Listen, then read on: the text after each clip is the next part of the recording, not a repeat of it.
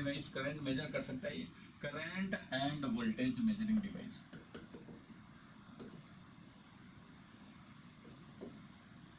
आप तो ये समझ रहे हैं कि करंट तो ये बताता है, छोटा मोटा करंट मेजर कर देता है, लेकिन वोल्टेज मेजरिंग डिवाइस कैसे है भाई, वोल्टेज मेजरिंग इंस्ट्रूमेंट कैसे है? तो ये वोल्टेज भी मेजर करता है, वो हम लोग जब देखेंगे गैल्वेनोमीटर का कन्वर्जन इनटू वोल्ट मीटर तो उसमें वो समझ में आएगा। फिलहाल गैल्वेनोमीटर जो कि मूविंग कॉइल गैल्वेनोमीटर आपको पढ़ना था, और मूविंग कॉइल गैल्वेनोमीटर में मैंने एक दिन क्लास में डिस्कस किया था कि इसमें दो मैग्नेट होते हैं भाई, एक नॉर्थ एक साउथ बना होता है, और इनका ऐसा ये स्ट्रक्चर होता है कि इसमें रेडियल फील्ड लाइन होते हैं, और जो कॉइल होते हैं इधर से आया करंट, T1 टर्मिनल से आया करंट और यहाँ पे कॉइल बना, और ये T2 टर्मिनल से निकल जाता है, ये बन गया असेंबली, इसको बोला गैल्वेनोमीटर। और ये सिलिंड्रिकल में ये वाइंडिंग किया होता है, और सिलेंडर में पॉइंटर लगा होता है जो स्केल पे रोटेट करता है भाई। बीच वाला ऑरिजिन ये हमारा जीरो होगा, और जब करंट डिफ्लेक्ट होगा तो हमारा ये ट्विस्ट होगा। इसमें ट्विस्टिंग टॉर्क यानी कि डिफ्लेक्टिंग टॉर्क बोलते हैं, और एक रीस्टोरिंग टॉर्क बोलते हैं। डिफ्लेक्टिंग टॉर्क एंड एक होता है रीस्टोरिंग टॉर्क। सस्पेंशन वायर में रीस्टोरिंग या स्पाइरल वाला होता है तो स्प्रिंग होता है, स्पाइरल वाला में होता है तो स्प्रिंग होता है।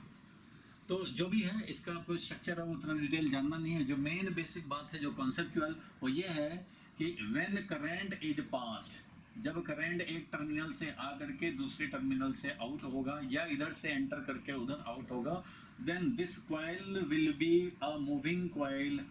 ये एक कॉइल होगा जो करंट कैरिंग कॉइल होगा, और current carrying coil means magnetic movement, इसका मैग्नेटिक मूवमेंट होगा। मैग्नेटिक मूवमेंट कितना होता था तो भाई NIA होता था, और ये जब current carrying coil magnetic field में रखा जाएगा तो हमेशा एक टॉर्क लगेगा, वो होगा M क्रॉस B।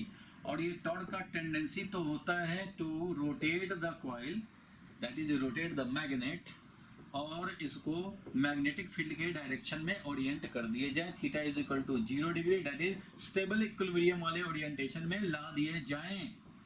लेकिन ये स्टेबल इक्विलिब्रियम में लाने का नाम ही नहीं लेता है, क्यों भाई? क्योंकि रेडियल फील्ड लाइन है जो हमेशा due to radial field line, radial field line के चलते हम लोग क्या होता है भाई, हमेशा मैग्नेटिक फील्ड हमारा परपेंडिकुलर टू मैग्नेटिक मूवमेंट रह जाता है।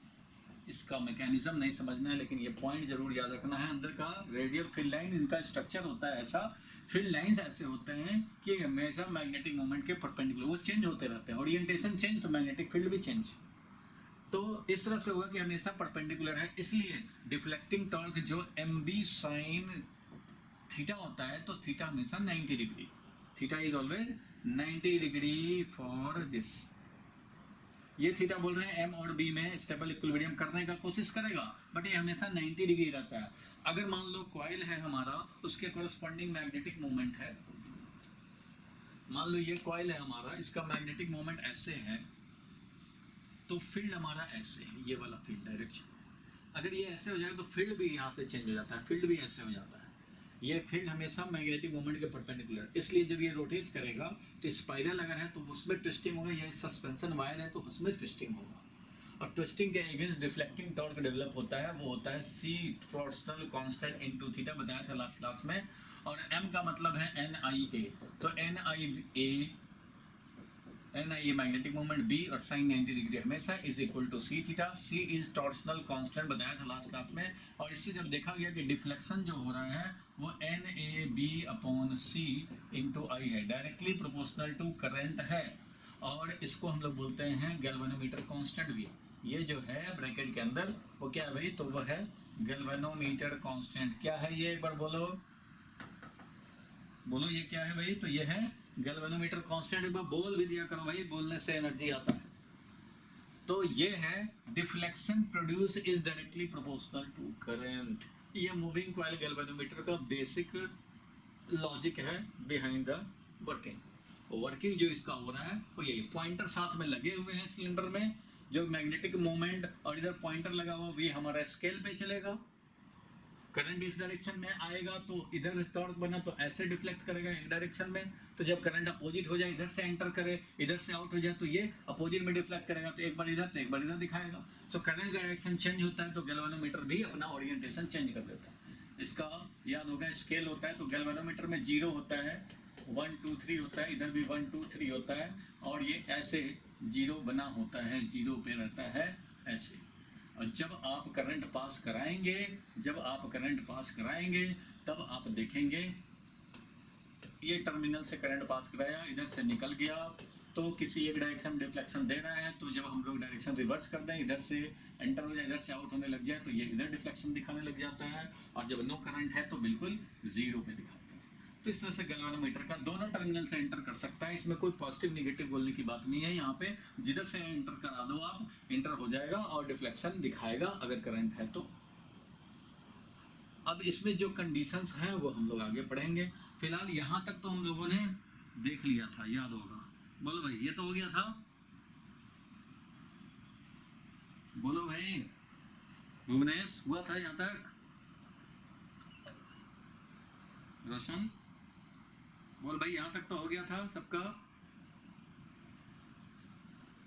बोलते ही तो कम हो, बोलो कम, तो मुझे तो लगेगा कि डाउट है मन में। भाई बताते रहोगे तभी तो लगेगा कि हाँ भाई डाउट नहीं है। अर्नव, अतुल, हाँ बोलो क्या कह रहे हो? जी सर, अभी तक तो सर सही है सर। अभी हाँ अभी तक सही है, अभी तक तो वही है जो मैंने बताया है अब तक। अब इसके आगे बढ़ रहे हैं, देखो इसमें करंट सेंसिटिविटी और वोल्टेज सेंसिटिविटी बताया था कि ये अभी रहता है, इसके आगे बढ़ाऊंगा मैं। तो अब देखो करंट सेंसिटिविटी क्या है। सेंसिटिविटी, सेंस करने का टेंडेंसी, सेंस करने का टेंडेंसी। गर्म पीते हैं, ठंडा पीते हैं तो दांतों में होने लग जाता है सेंस, सेंसिटिविटी, तो सेंसोडाइन ऐड आता है।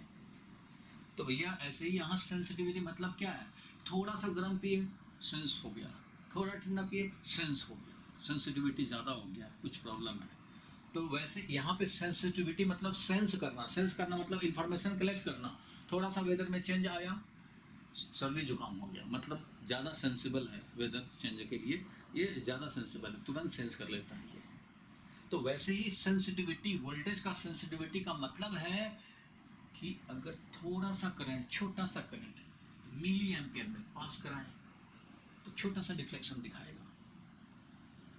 और मान लो अगर वैल्यू और कम कर दे, माइक्रो एम्पियर में कर दे, तब डिफ्लेक्शन ही नहीं दिखाया, मतलब सेंस नहीं कर पाया इसको, इसको सेंस नहीं कर पाया। माइक्रो एम्पियर को इसने सेंस नहीं, 10⁻⁻⁶ एम्पियर का हो तो नहीं कर पा रहा है, मिली वाला है ये कर ले रहा है सेंस।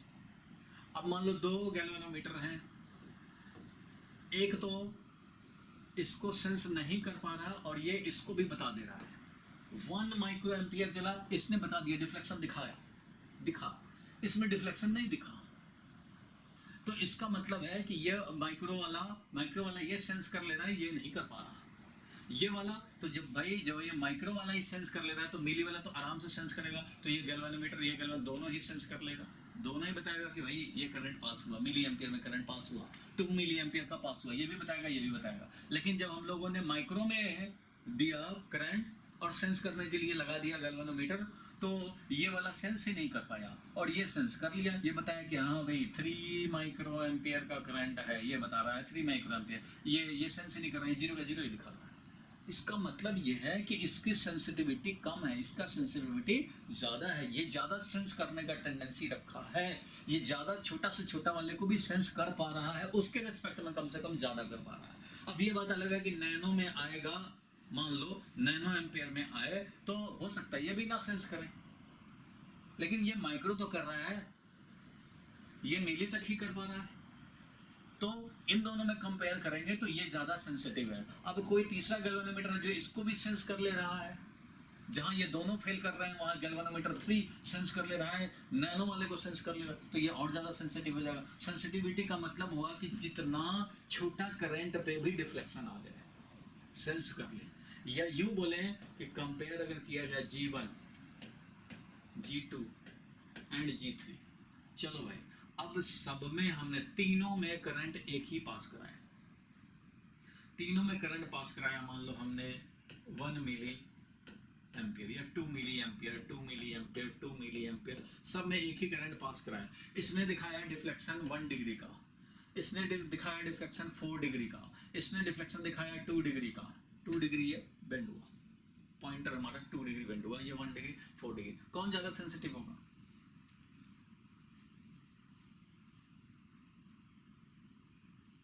जीवन जीवन ज्यादा सेंसिटिव होगा। सेम वैल्यू ऑफ करंट हमने दिया, इसने 1 डिग्री का डिफ्लेक्शन दिखाया, 0 से 1 पे दिखाया, और ये 4 डिग्री का डिफ्लेक्शन यानी कि 0 से ये 1 2 3 4 पे डिफ्लेक्शन दिखाया, और ये वाला 2 पे डिफ्लेक्शन दिखाया भाई, 1 2 पे डिफ्लेक्शन दिखाया, ये 1 पे दिखाया। तो बताओ भाई कौन ज्यादा सेंसिटिव है? ज्यादा सेंसिटिव ये है। कैसे? चलो इसका हाफ कर दो, 1 एम्पियर पास कर, 1 माइक्रो एम्पियर पास कराया, 1 करोगे तो ये जो 1 दिखा रहा है वो हाफ पे चला जाएगा, डायरेक्टली प्रोपोर्शनल होता है। करंट हाफ करोगे ये भी हाफ हो जाएगा, बाकी सब तो कांस्टेंट है। तो इसको हाफ करोगे तो ये भी हाफ हो जाएगा। तो 2 था तो ये दिखाया, अब इसको 1 करते हैं तो ये और यहाँ दिखाएगा भाई, हाफ पे दिखाएगा। इसको भी 1 करते हैं तो ये तो कम से कम 2 पे दिखाएगा, इसको भी 1 एम्पियर कर दे तो यहाँ दिखाएगा, हाफ हो गया। अब चलो इसको 1/10 कर दें, इसको भी 1/10 कर दें, इसको भी 10th कर दें, 10 टाइम्स डिवाइड कर दिया, मीन्स 0.2 माइक्रो एम्पियर, 0.2 10 टाइम्स कर दिया तो ये भी 10 टाइम्स कम करके यहाँ दिखाएगा, ये 10 टाइम्स कर करके यहाँ दिखाएगा, ये 10 टाइम्स कर करके यहाँ दिखाएगा। तो अब बताओ ये वाला इतना नजदीक दिखाया कि तुम देख नहीं पाए, इतना ये 0 के क्लोज है कि वो सेंस नहीं कर पाए, लेकिन ये 0 से तो दूर है, कम से कम हम लोग सेंस कर पा रहे हैं। तो ये ज्यादा सेंसिटिव हुआ ना। छोटा सा करंट पास कराएंगे तो ये तो सेंस ही नहीं कर पाया, ये कर पाया। तो जितना ज्यादा डिफ्लेक्शन दिखाओगे उतना ज्यादा सेंस कर। सेम करंट के लिए अगर कोई ज्यादा डिफ्लेक्शन दिखा रहा है तो वो ज्यादा सेंसिटिव है। सेम वेदर चेंज हुआ, एक मस्त रहा, पता ही नहीं चला कि वेदर चेंज हुआ, एक को थोड़ा सा जुकाम हुआ और एक को जुकाम भी हुआ, जोर जोर से बीमार भी पड़ गया। तो कौन ज्यादा सेंसिटिव हुआ बताओ? तीसरा वाला ना। अगर वेदर चेंज होता है तो बीमारी नहीं पड़े, बस वैसे ही मस्त है। और एक को थोड़ा सा सर्दी हो गया, थोड़ा सा जुकाम हो गया, तो भाई वो सेंसिटिव तो है। लेकिन तीसरा जो है वो उसका तो हालत खराब होने लगा, उसको तो सर्दी जुकाम फीवर सब होने लग गया, वीकनेस भी हो गया।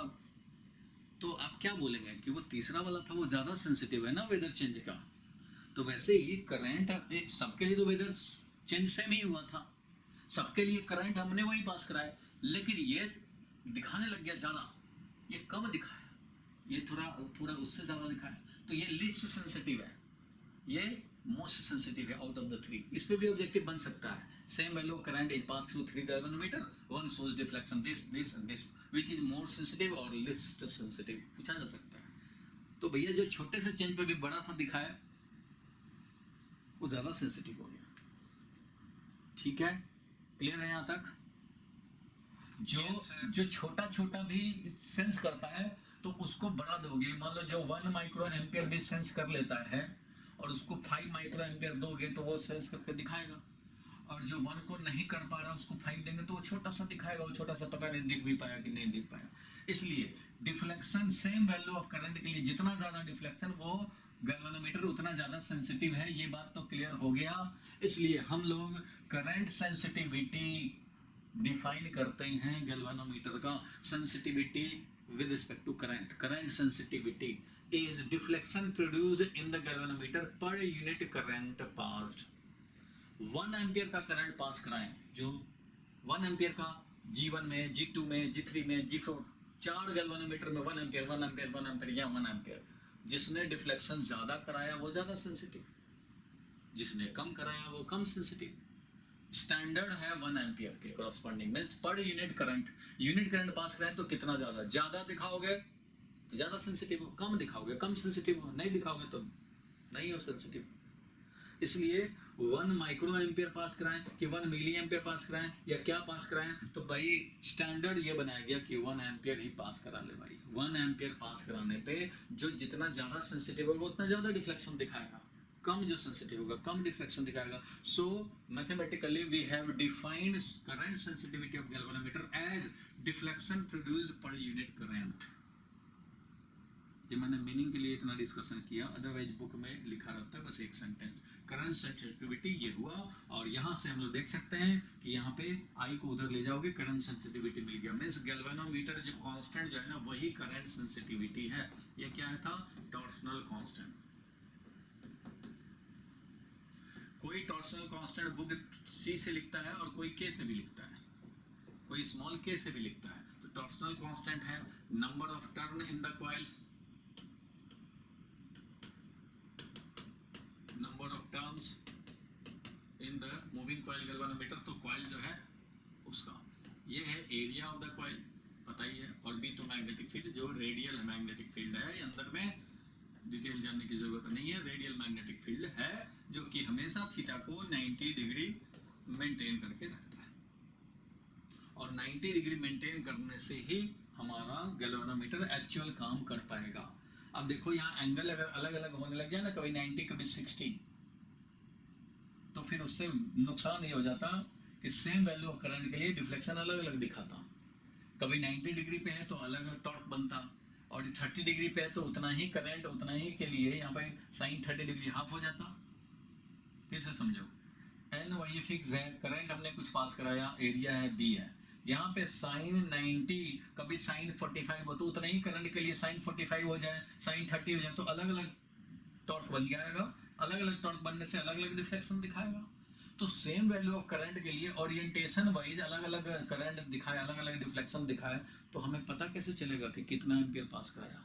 2 ही एम्पियर पास कराया, पहली बार पास कराया तो 2 डिग्री का डिफ्लेक्शन दिखाया, वही 2 एम्पियर फिर से उसी में पास कराया तो 3 डिग्री पे डिफ्लेक्शन दिखा दिया, 5 का दिखा दिया, कभी 2 का दिखा दिया। तो ये तो गैल्वेनोमीटर का, ये किसी भी मीटर का ये तो पर्पस ही डिफीट हो गया।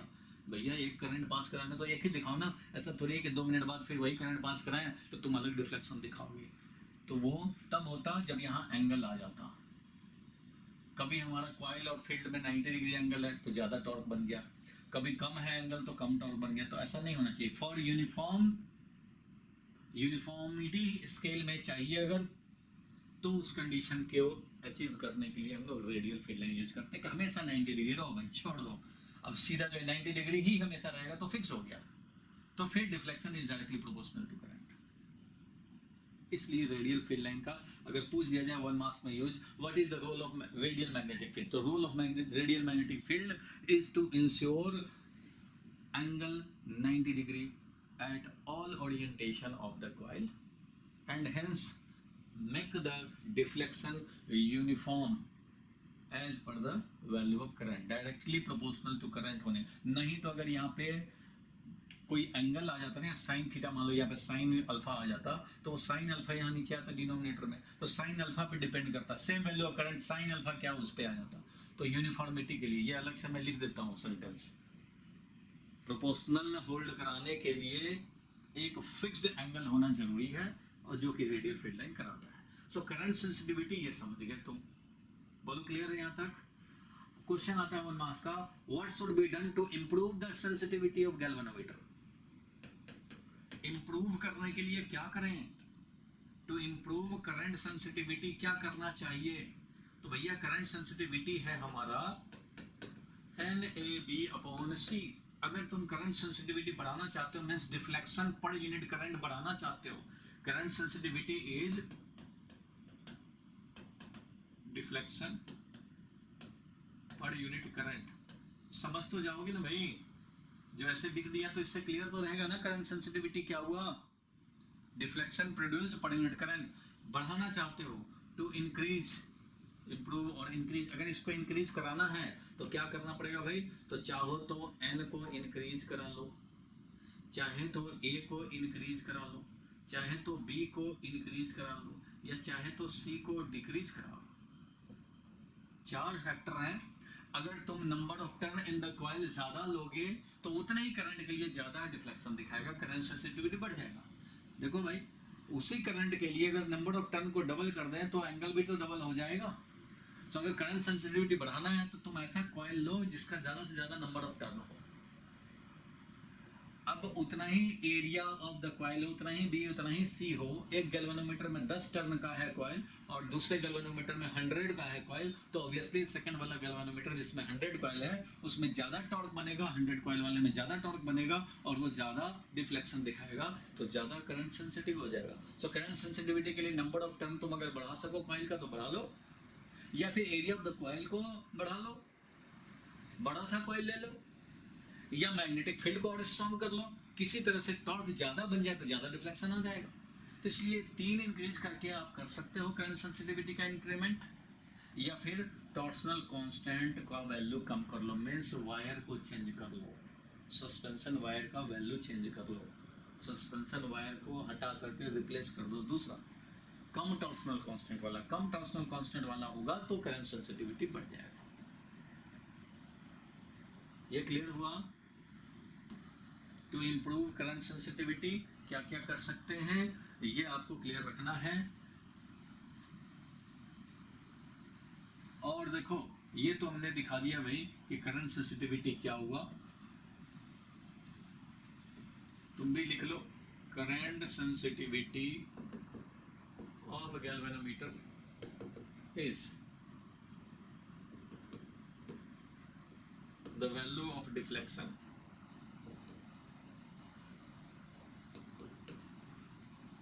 produced in the galvanometer per unit current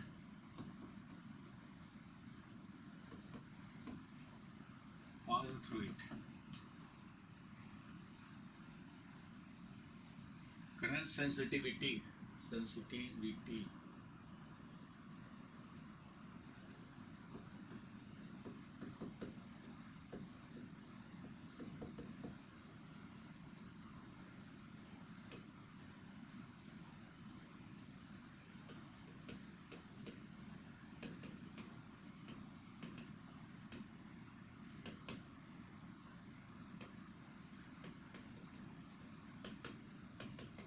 meaning wise current sensing tendency और एबिलिटी, कितना एबिलिटी है करंट सेंस करने का, कितना टेंडेंसी है करंट सेंस करने का।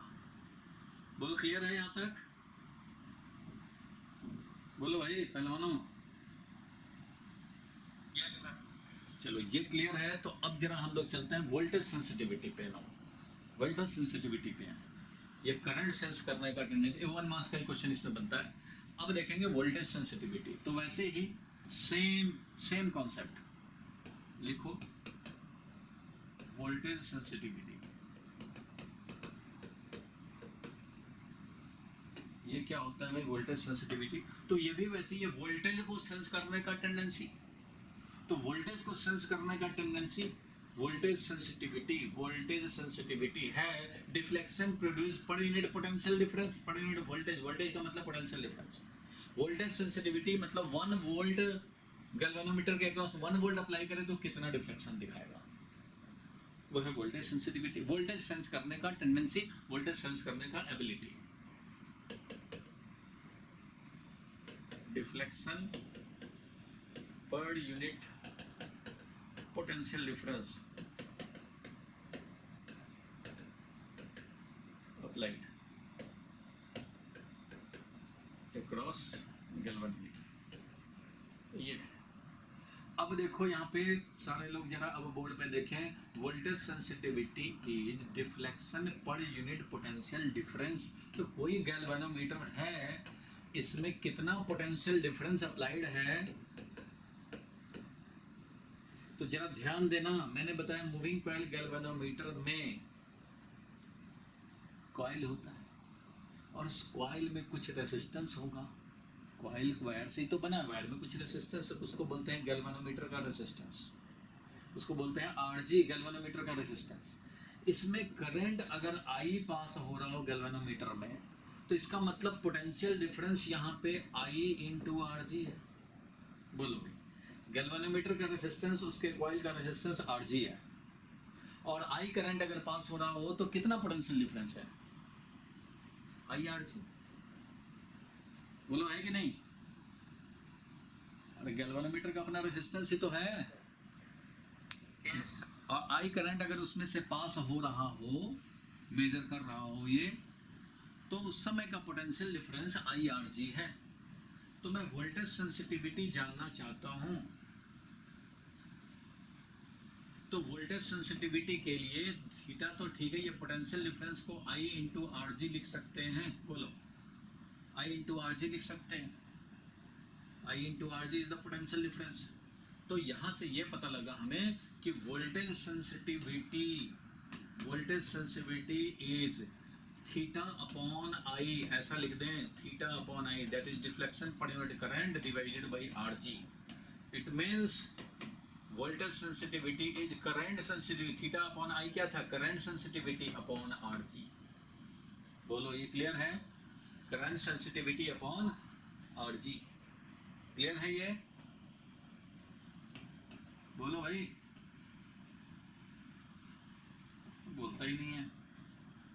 यस ठीक है, तो अब इसके बेसिस पे हम लोग बोल सकते हैं कि वोल्टेज सेंसिटिविटी इज, जो करंट सेंसिटिविटी था, करंट सेंसिटिविटी वही गैल्वेनोमीटर कांस्टेंट था, N A B upon C, याद होगा N A B upon C. तो यहाँ लिखूंगा मैं current sensitivity N A B divided by C, और डिवाइडेड बाई आर जी, तो डिवाइडेड बाई आर जी, ये हो गया वोल्टेज सेंसिटिविटी का एक्सप्रेशन। जो करंट सेंसिटिविटी का एक्सप्रेशन है इसी में आर जी से डिवाइड कर दिया, ये हो गया वोल्टेज सेंसिटिविटी का। अब ये करंट सेंसिटिविटी की तरह वोल्टेज सेंसिटिविटी को इंक्रीज करना हो, तो इंक्रीज या इंप्रूव वोल्टेज सेंसिटिविटी क्या करने पड़ेंगे भाई, तो इसमें 4-5 फैक्टर हो गए, एन बी हो गया, ए बी हो गया, बी भी हो गया, सी भी हो गया और आर जी भी हो गया, 5 फैक्टर है। तो भैया एन को चाहो तो बढ़ा लो, तब बढ़ जाएगा करंट सेंसिटिविटी, वोल्टेज सेंसिटिविटी, या एरिया को बढ़ा लो, या बी को बढ़ा लो, या टॉर्सनल कांस्टेंट वैल्यू कम कर लो, या रेजिस्टेंस ऑफ गैल्वेनोमीटर को कम कर लो। तो इस तरह से तुम्हें वोल्टेज सेंसिटिविटी इंप्रूव हो जाएगा। बोलो क्लियर है? वोल्टेज सेंसिटिविटी बढ़ाना है तो वही काम करना है जो करंट सेंसिटिविटी बढ़ाने के लिए करते हैं, लेकिन रेजिस्टेंस ऑफ द गैल्वेनोमीटर ऐसा हम लोग वायर लें जिसका कम से कम रेजिस्टेंस हो, तो भी वोल्टेज सेंसिटिविटी ज्यादा हो जाएगा। 1 मार्क्स का ही क्वेश्चन बनता है इन सब में, क्लियर है यहां तक? बोलो वोल्टेज सेंसिटिविटी का मतलब है voltage sensing tendency, ability, voltage sensing ability. तो deflection produced per unit voltage applied, per unit potential difference applied. Potential difference का मतलब वोल्टेज होता है। तो इस तरह से हम लोगों ने रख दिया वोल्टेज कितना भाई, तो आई करंट जा रहा था तो आई आर जी था, अब आई आर जी था तो आई को ऊपर ले गए। और ये रिलेशन भी कई बार पूछ लिया जाता है 1 मार्क्स में कि वोल्टेज सेंसिटिविटी और करंट सेंसिटिविटी में क्या रिलेशन है, तो voltage sensitivity is current sensitivity divided by R जी। चलो ये समझ गए, अब इतना काम क्लियर हुआ। अब देखेंगे हम लोग कि गैल्वेनोमीटर से वोल्ट मीटर एंड एमीटर कैसे बनाते हैं। बोलो यहां तक क्लियर है? सेकंड पार्ट ऑफ गैल्वेनोमीटर पहले हम लोगों ने देखा था वर्किंग, अब उसके बेसिस पे करंट सेंसिटिविटी और उसके रिलेशन देखे, वोल्टेज सेंसिटिविटी देखा, आगे बढ़ाया। बोलो तो चलो भैया आगे बढ़ते हैं। तो अब लिखेंगे हम लोग कन्वर्जन ऑफ, टॉपिक लिखो conversion of galvanometer into ammeter. Ammeter में कैसे कन्वर्ट करेंगे, इसका मीनिंग क्या हुआ भैया, वोल्टेज तो पहले भी मेजर करता था, इसको एमीटर में कन्वर्ट कर रहे हैं, तो भैया करंट ही तो मेजर करता है, ये भी करंट तो ये भी मेजर करता था। तो कई लोगों को यही सेंस क्लियर नहीं होता है कि गैल्वेनोमीटर को एमीटर में कन्वर्ट करने का क्या मतलब हुआ। ये तो खुद ही एमीटर पहले से ही है, करंट मेजर करता, 1 एम्पियर 2 एम्पियर 3 एम्पियर दिखाता ही है। तो ये मीनिंग पहले जानो, मीनिंग क्या हुआ इसका, मतलब कन्वर्ट करने का मतलब है इसका जो वोल्टेज, इसका जो करंट मेजर करने का जो रेंज होता है ना, वो स्मॉल रेंज होता है, small range for current measurement. Current measurement का स्मॉल रेंज होता है। इसको एमीटर में कन्वर्ट करने का मतलब है कि लार्ज रेंज बना लें, large range for current measurement.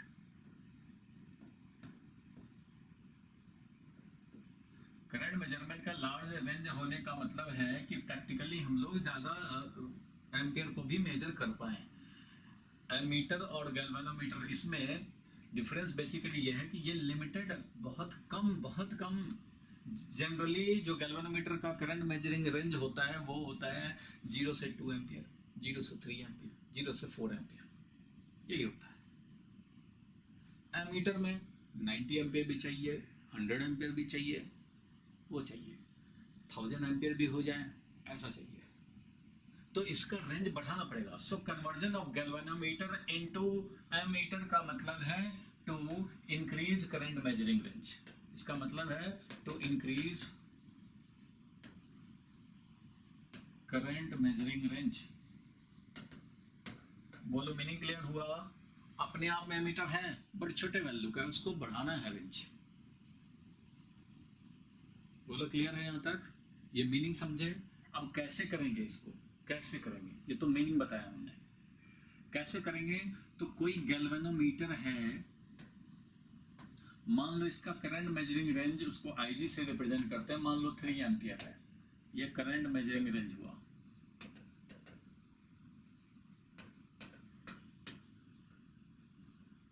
और इसका आरजी है मान लो 2 ओम है फॉर एग्जांपल, ये हो गया resistance of the coil. Coil कौन सा भाई? जो गैल्वेनोमीटर में यूज हुआ है, मूविंग कॉइल गैल्वेनोमीटर में। तो ये वैल्यू मान लो 2 ऐसा है गैल्वेनोमीटर का। तो इस गैल्वेनोमीटर का तो current measuring range 0 to 3 ampere ही है, 0 से 3 एम्पियर इधर, 0 से 3 एम्पियर इधर मेजर करेगा। तो 0 से 3 एम्पियर के लिए ही ये सुटेबल है। आप बोलेंगे इसका रेंज क्यों कम है भाई? तो इसका रेंज इसलिए कम है क्योंकि इसके कॉइल जो होते हैं, कॉइल, इसमें जो वाइंडिंग किया होता है, तो कॉइल में देखो सबको एक दूसरे से ऑलमोस्ट बिल्कुल पास होता है। ये कॉइल 100 टन का है तो पास है। इसमें हर वायर जो है ना इंसुलेटेड होता है, इंसुलेटिंग मटेरियल। जैसे वायर हम लोग का फ्लेक्सिबल वायर होता है तो उसमें देखते हो ना भाई, कोटिंग रहता है, प्लास्टिक का कोटिंग रहता है, रबर टाइप मटेरियल का कोटिंग होता है, अंदर में कॉपर वायर होता है। तो उसी तरह से ये जो वाइंडिंग किए हुए तो उसमें इंसुलेशन है, हर टर्न एक दूसरे से अलग अलग है, ऐसे वाइंडिंग किए हैं। तो जब ज्यादा करंट पास होगा तो हीटिंग इफेक्ट होगा। वायर में रेजिस्टेंस है, रेजिस्टेंस से हीटिंग इफेक्ट होगा, और जब हीटिंग इफेक्ट होगा तो उसका जो इंसुलेशन है वो मेल्ट कर सकता है, और मेल्ट करेगा तो 2 वायर चिपक जाएंगे, तो स्पार्किंग हो जाएगा, गैल्वेनोमीटर जल जाएगा। करंट को सेफ वैल्यू में कम ही वैल्यू ऑफ करंट अलाउड होता है गैल्वेनोमीटर में। ज्यादा अगर करेंगे तो इतना पास ये होते हैं, नहीं तो बड़ा साइज हो जाएगा गैल्वेनोमीटर का, इतना बड़ा साइज हो जाएगा। साइज भी छोटा रखना है तो पास कॉइल बनाना है, नंबर ऑफ टर्न भी ज्यादा होना चाहिए तो सेंसिटिविटी ज्यादा होगा। तो नंबर ऑफ टर्न बढ़ाएं और पास रखें तो उसके लिए इंसुलेशन जो है वो जले नहीं, वो डैमेज ना हो, मेल्ट ना करे। इसलिए हीटिंग इफेक्ट कंट्रोल वे में होना चाहिए, और कंट्रोल वे में हीटिंग इफेक्ट होने के लिए कंट्रोल वे में करंट भी होना चाहिए। सो जनरली गैल्वेनोमीटर में कहीं लिखा होता है 0 से 3 एम्पियर, 0 से 4 एम्पियर, इट मींस यही सेफ वैल्यू है। अब उसमें आप 40 एम्पियर का पास करा दें तो गैल्वेनोमीटर जल जाएगा। ठीक है, बात क्लियर हुआ? अब इसको कैसे हम लोग कन्वर्ट करें कि 40 एम्पियर का 400 एम्पियर भी पास करा दें, वो मेजर भी कर ले और जले भी नहीं। ऐसा हमें चाहिए, ऐसा हमें चाहिए कि इसका जो 3 एम्पियर का करंट मेजरिंग रेंज है, इसको 3000 एम्पियर का भी पास करा दें तो भी ये जले नहीं और मेजर भी हो जाए, तो वो एमीटर हो जाएगा। तो इसके लिए क्या करते हैं, एक इसके पैरेलल में एक रेसिस्टेंस लगाते हैं, इसको शंट रेसिस्टेंस बोलते हैं। इस शंट रेसिस्टेंस बना दिए तो ये बन गया तुम्हारा एक एमीटर, ये बन गया एमीटर, और इसमें करंट मेजरिंग रेंज बढ़ गया। कैसे? देखो भाई, ऐसा इसलिए कि ये तो भाई 0 से 3 एम्पियर ही मैक्सिमम ले सकता था। तो अगर मान लो इसका वैल्यू है कुछ 10 ओम, आरजी का वैल्यू मान लो 2 ओम है, 2 ओम जो दिया हुआ है तुम्हारा वही ले लेते हैं, 2 ओम है मान लो। तो अगर मैं ये 2 ओम लगा दूं यहाँ पे, मान लो एग्जांपल के लिए 2 ओम लगा दूं, तो यहां से मैं 4 एम्पियर पास कराऊंगा तो क्या ये जल जाएगा? नहीं जलेगा। क्यों नहीं जलेगा? क्योंकि ये 4 एम्पियर है और जब करंट, ये रेसिस्टेंस इधर 2 ओम इधर भी 2 ओम है, तो जब दोनों ब्रांच में 2 ओम है तो इक्विवेलेंट पाथ हो गया, तो इधर भी करंट वही होगा जो इधर करंट होगा, यानी कि I प्लस आई होगा, यानी कि 2I होगा। इसलिए 4 एम्पियर 2 एम्पियर और 2 एम्पियर में डिवाइड हो जाएगा। अब 2 एम्पियर से थोड़ा ये जल जाएगा, नहीं जलेगा। बाकी 2 एम्पियर इधर जा रहे हैं, इसलिए कुछ इधर जाएंगे करंट, कुछ इधर जाएंगे करंट। तो ये वाला मैक्सिमम वैल्यू तुम्हारा 3 एम्पियर तक ये बियर कर सकता है। तो भैया जब यहाँ 3 एम्पियर होगा तो अगर सेम वैल्यू ऑफ रेजिस्टेंस है तो यहाँ भी 3 एम्पियर होगा। तो इसका मतलब कि यहाँ पे अब करंट तुम 6 एम्पियर तक मैक्सिमम ला सकते हो। तो 6 एम्पियर का रेंज तो वैसे ही हो गया इस एमीटर का। ये जो तुमने पैरेलल में जो 2 ओम लगा दिया ना, तो उससे क्या होगा कि यहाँ 3 एम्पियर जब होगा तो यहाँ 3 एम्पियर होगा, और इस असेंबली में 6 एम्पियर तुम पास करा सकते हो। 6 एम्पियर पास कराओगे तब ये 3 इधर जाएगा, 3 इधर जाएगा, और ये 3 के कोरस्पॉन्डिंग अपना दिखाएगा। ये 1 2 3 ये अपना तो यहाँ दिखाएगा 3, अपना मैक्सिमम डिफ्लेक्शन दिखाएगा जब 3 एम्पियर होगा। लेकिन यहाँ का 3 एम्पियर होने का मतलब है यहाँ भी 3 एम्पियर, और इसका मतलब यहाँ 6 एम्पियर। सो इस एमीटर का जो मैक्सिमम रेंज हो गया वो 6, अब न्यू रेंज जो हो गया वो 6 एम्पियर का हो गया। 6 एम्पियर पास कराओगे तो यहाँ 3 और यहाँ 3। तो आप बोलेंगे इससे फायदा क्या हुआ? मेजर तो 3 ही कर रहा है। नहीं, 3 मेजर नहीं कर रहा है। तुम जो इसका स्केल है ना, देखो क्या कर रहा हूं मैं। इसका जो स्केल था 0, देखो भाई थोड़ा बड़ा करके दिखा रहा हूं। इसका जो स्केल था 0 1 2 और 3 ऐसे था। अब जब इसके पैरेलल में ये शंट रेजिस्टेंस लगा दिया तो अब इधर 6 एम्पियर जाएगा, तभी यहाँ 3 जाएगा, इधर 3 जाएगा। 4 जाएगा तो इधर 2 जाएगा, इधर 2 जाएगा। 2 के करस्पॉन्डिंग यहाँ दिखाएगा, ये रीडिंग बताएगा 2 है। तो भैया जब यहाँ 2 आए तो समझ लेना, जब यहाँ पे 2 दिखाए तो समझ लेना यहाँ 4 है। तो मैं क्या करूँगा, और जब 3 यहाँ दिखाए तो समझ लेना कि 3 यहाँ है, 3 यहाँ है, तो यहाँ तो 6। इसका मतलब ये मेन वायर में एमीटर जहाँ लगाए हैं वहाँ 6 एम्पियर का पास हो रहा है, तब ये 3 दिखा रहा है। तो मैं करूँगा क्या, इसका ढक्कन खोलूँगा, निकालूंगा इसका ग्लास, और जहाँ 3 लिखा हुआ था उसको मिटा करके 6 कर दूंगा। 2 था वहाँ 4 कर दूंगा, 1 था वहाँ 2 कर दूंगा, 0 को 0 रहने दूंगा,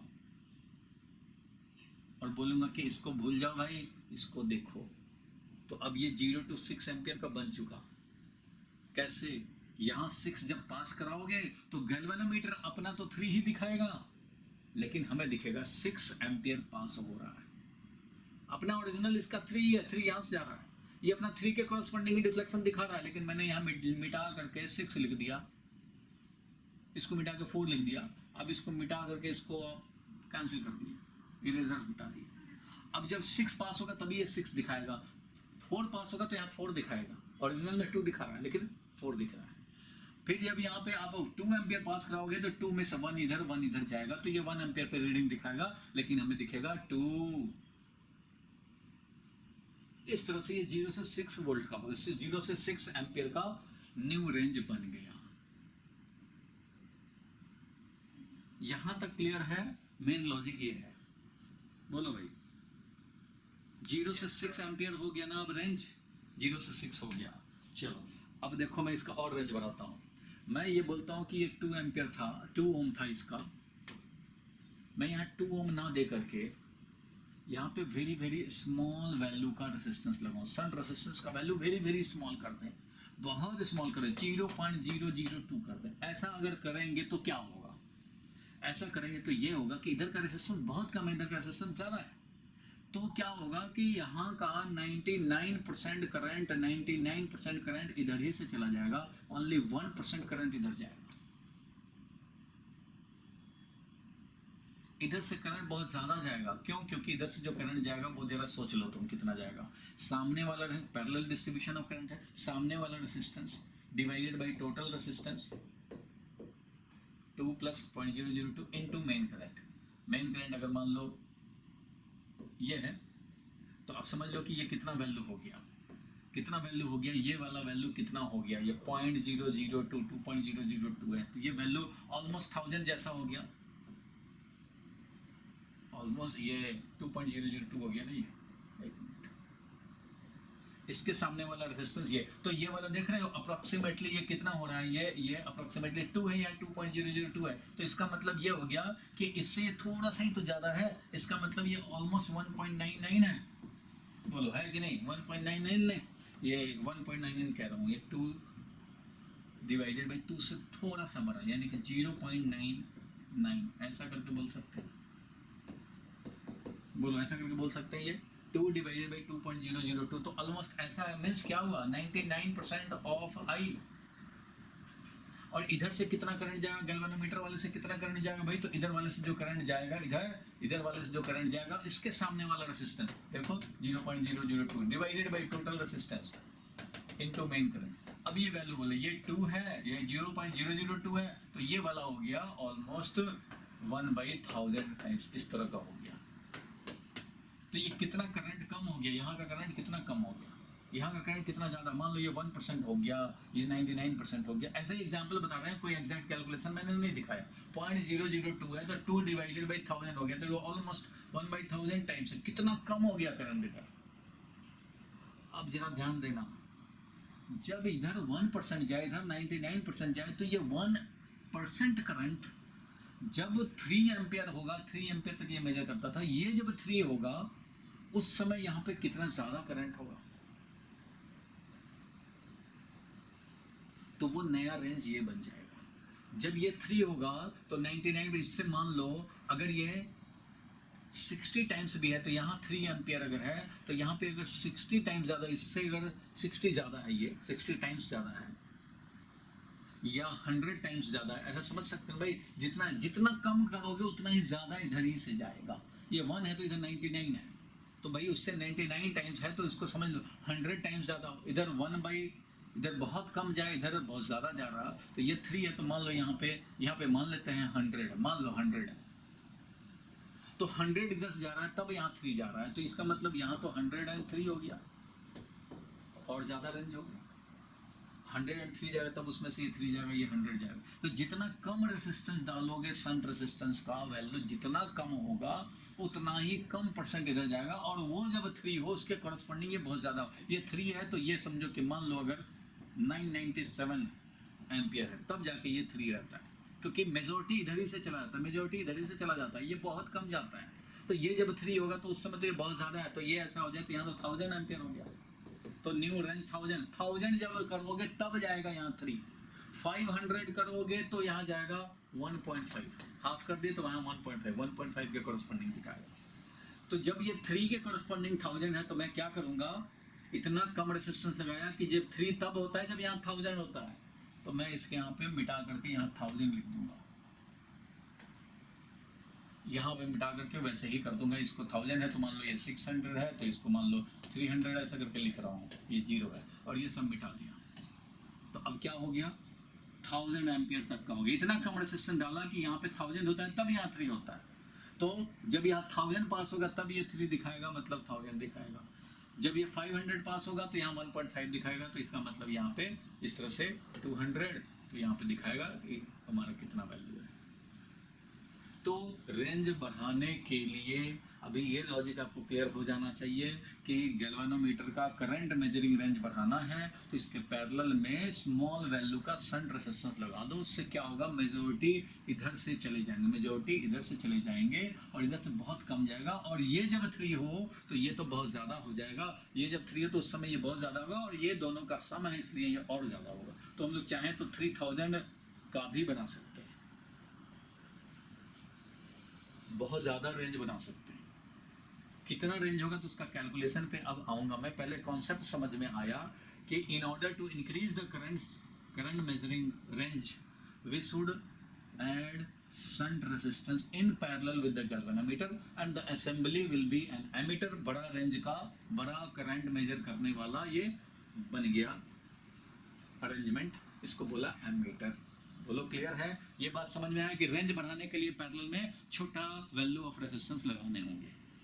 इतना वैल्यू क्लियर हो, इतना खाली पॉइंट क्लियर हुआ एक sentence. to increase the current measuring range we must add parallel resistance of a small value. तो उस कंडीशन में रेंज बढ़ जाएगा, इतना पता लगा, क्योंकि मेजॉरिटी इधर से जाएगा, सामने वाला resistance divided by total resistance, सामने वाला ही यहाँ पे रेजिस्टेंस ज्यादा है तो इधर से करंट ज्यादा होगा, इधर से कितना करंट जाएगा तो इसके सामने वाला रेजिस्टेंस बहुत कम है, बहुत कम करंट इधर जाएगा। इसलिए ये 3 तो ये मान लो 3000, ये 3 तो ये 3000, तो ये 3003 रैंक हो जाएगा, इसका रेंज बन जाएगा। बोलो ये क्लियर हुआ तुम्हें कि रेंज बढ़ाने के लिए पैरेलल में लगाने पड़ेंगे? बोलो क्लियर हुआ? Yes sir. अब देखो मैं इसका अब मैथमेटिकल इसका रिलेशन निकाल दूं, तो एक गैल्वेनोमीटर को पैरेलल में शंट रेजिस्टेंस लगाया और ये असेंबली पाया, इसको हमने बोला एमीटर। अब इसमें मैथमेटिकल रिलेशन ये है कि अगर न्यू रेंज आई है, न्यू रेंज अगर न्यू मैक्सिमम वैल्यू आई है तो इसमें से ये IG जाएगा और इधर से कितना जाएगा भाई, तो I में से जब IG इधर चला गया, IG मतलब इसका करंट मेजर करने का जो रेंज था 3 एम्पियर, 4 था तो 4 एम्पियर, तो इधर से करंट जाएगा I माइनस IG, और ये वाला है RS शंट रेजिस्टेंस और ये है RG गैल्वेनोमीटर रेजिस्टेंस। बोलो ठीक है? बोलो भाई यहाँ तक ठीक है?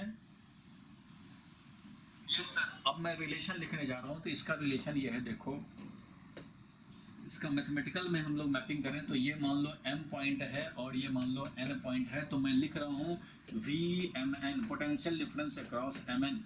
ऊपर वाला पाथ से लिखें तो लिखूंगा मैं IG इंटू RG, यही है हमारा। और अगर लोअर पाथ से लिखें, हम लोग लोअर वाले पाथ से लिखें तो यहाँ का करंट है I minus IG into resistance shunt resistance. इधर से लिखें तो I minus IG into RS potential difference, ऊपर वाले पाथ से लिखें तो IG RG। It means IG RG, ये हुआ अपर पाथ से लिखा, और ये वाला हमने लोअर पाथ से लिखा।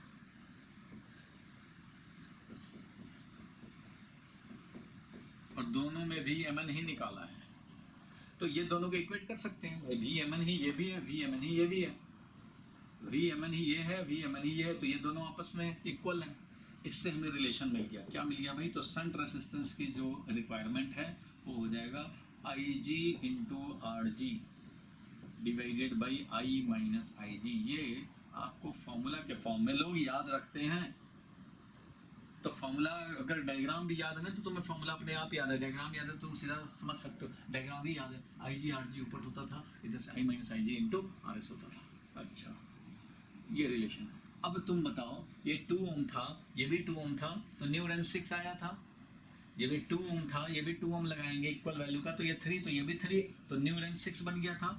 अब देखो मैं तुम्हें दिखा रहा हूँ कि अगर RS का वैल्यू उतना ही रखें जो RG है, तो देखना न्यू रेंज हो जाएगा 2 टाइम्स IG से पहले वाले से डबल हो जाएगा। तो अगर RS भी RG रख दिया जाए तो IG RG divided by I minus IG, तो I का वैल्यू हम लोग चाहें तो निकाल सकते हैं। तो देखो भाई I RG minus IG RG is equal to IG RG, इसलिए यहाँ से हम लोग I का वैल्यू निकालेंगे तो ये हो गया 2 times IG RG divided by RG, तो इससे मिल गया हमें 2 times IG। It means new range हमें मिल जाएगा double of the previous range, होना भी चाहिए। यहां से देखो अगर RS में 2 ओम रखता हूं और IG था 3 एम्पियर, RG था 2 ओम और I हमें निकालना है न्यू रेंज और IG था 3, तो देखो यहां से भी निकालूंगा मैं, तो I का वैल्यू कैसे मिलेगा, 2I minus 6 is equal to 6, it means 2I is equal to 12, so I is equal to 6 ampere. New range is 6 ampere अगर शंट रेजिस्टेंस हमने लगाया 2 ओम का, 2 ओम वही था जो RG था, तो जब भी RG का वैल्यू की इतना ही तुम शंट रेजिस्टेंस लगाओगे तो डबल रेंज पाओगे। तो ये मेन फॉर्मूला है, तुम्हें जो रेंज चाहिए उसके लिए रेजिस्टेंस मिल जाएगा कि कैसा हमें कितना रेजिस्टेंस चाहिए। तुम्हें अगर न्यू रेंज चाहिए, न्यूमेरिकल आ जाता है, न्यूमेरिकल आ जाता है कि क्या रेंज है, हम लोग क्या शंट रेजिस्टेंस का वैल्यू लगाएं कि न्यू रेंज हो जाए n टाइम्स। क्वेश्चन है, क्वेश्चन लिखो जल्दी से इसको नोट करके, और हम लोग यहाँ क्वेश्चन कर लेते हैं।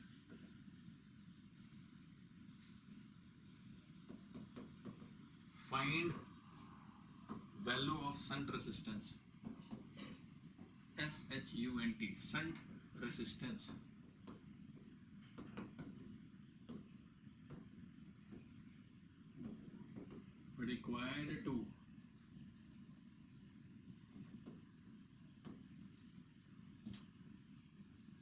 Required to increase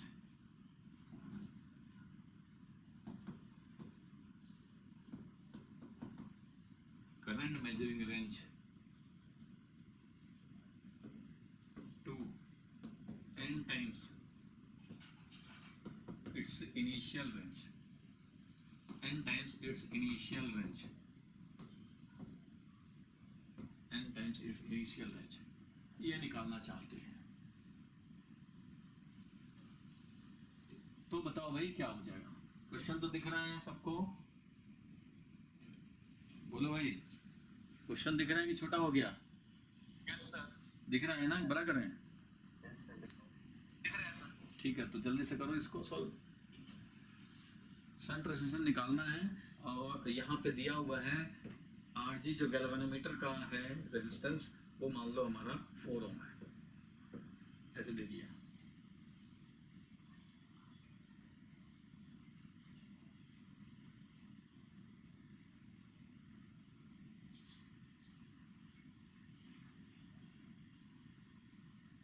तो आपको वो फॉर्मूला याद रखना है, और फॉर्मूला से काम होगा।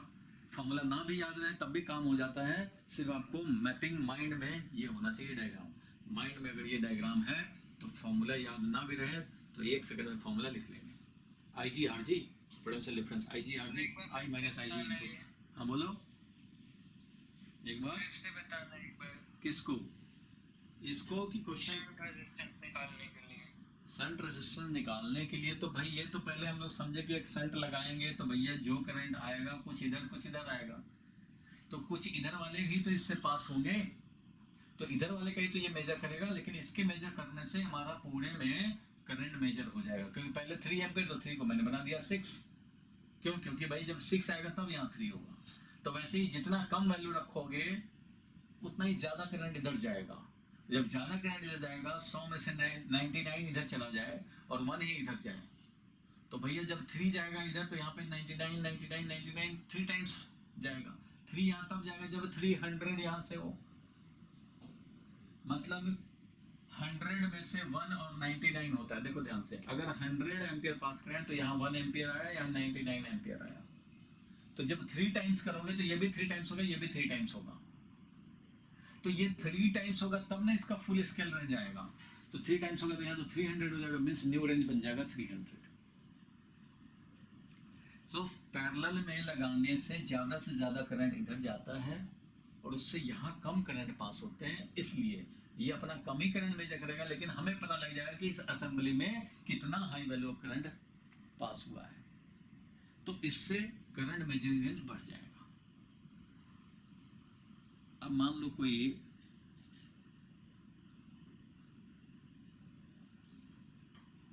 हर इंसान का कैपेसिटी है भाई, मान लो फॉर एग्जांपल, मान लो कि मैं बोलूं कि भाई मैं तुम्हें टेबल पे बिठा के पढ़ाऊंगा, ठीक है? टेबल पे बिठा के पढ़ाने का मैं डिसीजन लेता हूँ, चलो मैं बोर्ड पे नहीं पढ़ाऊंगा। टेबल पढ़ाऊंगा तो एक लिमिट ही तो होगा। चलो एक बच्चे को पढ़ाया टेबल पे, एक ही कर को ही पढ़ाना है, तो मैं मान लो 5 घंटे अगर पढ़ाता हूँ दिन में, तो 1 घंटे पढ़ाना हो तो 5 ही बंदों को तो पढ़ा सकता हूँ। मैं चाहता हूँ कि मान लो कि 10 बंदे पढ़ें, तो 10 बंदे तब पढ़ेंगे ना जब मैं अपने पैरेलल में एक और टीचर रख दूँ। और बोलूँ एडमिशन लेने को कि एक मुझे देना है एक उधर भेजना, एक मुझे देना है एक उधर, तो मैं तो भैया 5 से ज़्यादा नहीं पढ़ा सकता। तो भाई 5 ही तुम पढ़ो, लेकिन 5 उधर पढ़ेंगे तो 10 हो गया ना। इस असेंबली में 10 तो हो रहे हैं, तुम 5 मेजर कर रहे हो, तो मैं तो भैया 5 ही मेजर करूँगा, 5 ही पढ़ा सकता हूँ। 10 से तो मैं जल जाऊँगा। जल जाओगे तो तू 5 ही पढ़ा ले भाई, तेरे पैरेलल में एक है, और जो इनकमिंग आएंगे उसमें से तुम्हें 50% ही मिलेगा, तो तू 5 पढ़ाना। तो समझना कि तुम्हारे असेंबली में 10 है। जब 2 पढ़ाओगे तो समझ लेना कि तुम्हारे असेंबली में 4 है। वही काम यहाँ किया गया है। करंट तो इधर से आ रहा है, ये बेचारा 3 एम्पियर ही मेजर कर सकता है, तो ठीक है भाई, उतना ही वैल्यू का इधर रेजिस्टेंस लगा देता हूँ। तो तुम्हें जब 3 आएगा तो तुम्हें 1.5 मिलेगा, 1.5 इधर मिलेगा, तुम 1.5 अपना बताना और समझ लेना खोपड़ी में कि 3 एम्पियर इस असेंबली से आ रहा है। जब तू 2 एम्पियर मेजर करेगा तो तू समझ लेना कि भाई असेंबली से 4 एम्पियर आ रहा है, तभी तुम्हें 2 मिला है, तो इधर है। तो वैसे ही जब 6 होगा तब ना यहाँ पे 3 होगा और यहाँ 3 होगा, तो ये समझ लेगा कि भाई मैं 3, अगर मेरा 3 मेजर हो रहा है तो इसका मतलब पूरे में 6 है। तो आप क्या करेंगे, तो उतना ही जब रेजिस्टेंस लगाए हो इतने के इक्वल, तो डबल हो गया ना रेंज, तो 3 जहाँ था वहाँ 6 कर दिया। उसी तरह से मैं इस बात को बता रहा हूँ कि ये तो हुआ सिर्फ डबल होना, हमें डबल नहीं, हमें 100 टाइम्स ज़्यादा करना चाहिए। तो भाई और रेजिस्टेंस कम कर दो, और कम कर दो, बहुत कम कर दो, जितना कम करो उतना ही मेजॉरिटी इधर आएगा। अब क्या हो गया कि 99% इधर आ रहा है, 1 एम्पियर इधर जा रहा है, तो भाई 100 में 1 इधर जाएंगे, 99 आएंगे। जब 200 होगा तो 2 जाएगा इधर और 198 इधर जाएंगे। जब 3 एम्पियर होगा तो 3 एम्पियर 300 में से 3 एम्पियर इधर जाएंगे, इधर 297 जाएगा। तो इस तरह से ये 3 मेजर कर रहा है, लेकिन इसको असेंबली में तो 300 जा रहा है, तो जहाँ 3 था उसको मैं 300, ये जैसे ही कनेक्ट करूंगा तो यहाँ पे कनेक्ट करने के बाद इसको मिटा के लिख दूंगा 300, 200, 100 और 0। अब ये हो गया 0 से 3 एम्पियर का, 300 एम्पियर रेंज का बन गया ये एमीटर। बना कि नहीं? इतना ही कम हमने रेजिस्टेंस डाल दिया कि 99% दे रहा है। वो वैल्यू कैलकुलेट करना चाहते तो कर लोगे, वो वैल्यू हम लोग चाहें तो कैलकुलेट करना, वो कैलकुलेट कर सकते हैं। कैसे, देखो भी कैलकुलेट कर देता हूँ मैं। तुम्हें 300 बनाने के लिए कितना चाहिए, तो शंट रेजिस्टेंस IG का वैल्यू ये है ना फॉर्मूला, IG का वैल्यू था 3 एम्पियर। अच्छा भाई, RG का वैल्यू 2 ओम डिवाइडेड बाई ये I माइनस है, I हमें चाहिए 300 एम्पियर, IG था 3, ये मिल गया 6 डिवाइडेड बाई 297। ये है तुम्हारा वैल्यू। कितना स्मॉल वैल्यू हो गया, 6 डिवाइडेड बाई 297, 6 डिवाइडेड बाई 300, तो सोच लो कितना है, ऑलमोस्ट 0.2 जैसा, 0.2 ओम अप्रोक्सीमेटली। तो 0.2 ओम कनेक्ट करो, ये 0.02 शायद 0.02 हो जाए, तो 0.02 ओम कनेक्ट करोगे तब ऐसा होगा कि ये 300 रेंज हो जाए। तो कैलकुलेट तो कर सकते हैं, कैलकुलेशन में तो ये फॉर्मूला है ही, ये कैलकुलेट कर सकते हैं। तो ये क्लियर हुआ कि पैरेलल पाथ से हम लोग ज़्यादा करंट इधर पास करा देते हैं और इसका करंट कम हो जाता है, और ये जब 3 एम्पियर आएगा उतना रेंज तक ये मेजर कर सकता है। तो ये 3 आने का मतलब है यहाँ 300, ये 3 आने का मतलब यहाँ 1000 हो जाए, ये 3 आने का मतलब यहाँ 10,000 हो जाए, तो वो सब कर सकते हैं। उसके लिए जो रिक्वायर्ड रेजिस्टेंस चाहिए वो इस फॉर्मूला से मिलेगा। अब ये फॉर्मूला कह रहा है ना, देखो अगर हमें बहुत बड़ा रेंज चाहिए, बहुत बड़ा रेंज चाहिए, तो आई का वैल्यू अगर मान लो मैं रखना चाहता हूँ 3000, तो 3000 रख लो भाई। 3000 रखोगे तो आई तो बहुत कम है, तो ये 3000 हो गया, और यहाँ पे कहाँ वेरी स्मॉल है 3, तो 3 डिवाइडेड बाई 3000 हो जाएगा RG, यानी कि 1/1000 RG। RG से 1/1000 टाइम्स लगाओगे तो करंट हमारा वोल्टेज मेजरिंग रेंज जो है वो हमारा ये करंट मेजरिंग रेंज 3000 एम्पियर बन जाएगा। जितना बड़ा रेंज न्यू चाहिए उतना ही कम वैल्यू ऑफ रेजिस्टेंस। अगर तुम्हें 3000 रेंज चाहिए तो कितना चाहिए तुम यहाँ देख सकते हो, IG का वैल्यू 3 है, ये हमारा 2 है, और ये 3000 अगर चाहिए तो 3000 माइनस 3, 3000 माइनस 3 कितना होता है भाई, तो 3000 माइनस 3 करेंगे तो ऑलमोस्ट 3000 जैसा समझ लें, यानी कि 1/1000 हो गया ये। अरे 3000 में से 3 सब्ट्रैक्ट हो जाएगा तो क्या हो जाएगा, 3000 रुपीज, 3 रुपए का क्या कर लिए, 3 रुपए का कुछ पानी पी लिए, तो वो 3000 ही तो ऑलमोस्ट है। तो ये है 1/1000 ऑलमोस्ट इंटू 2, यानी कि 0.002 ओम लगाओगे तो ऑलमोस्ट 3000 का रेंज पाओगे। ये क्लियर हुआ भाई अर्नो? ये फॉर्मूला क्लियर हुआ। अब सबसे पहले तो ये लॉजिक क्लियर किए कि पैरेलल लगाने से करंट मेजरिंग रेंज हमारा इस असेंबली में बढ़ जाएगा। अब जितना कम लगाएंगे उतना ज्यादा रेंज बढ़ेगा।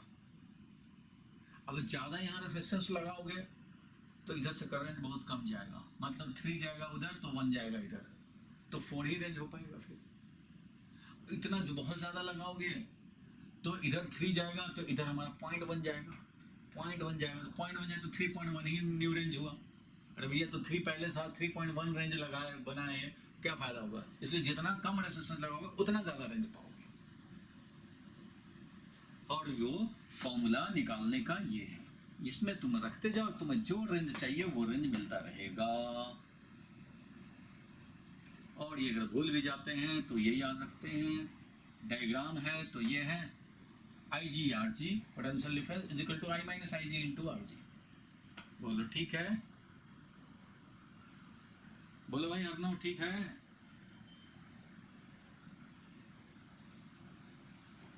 अब कहाँ डाउट है ये बताओ, अब कहाँ पे डाउट है।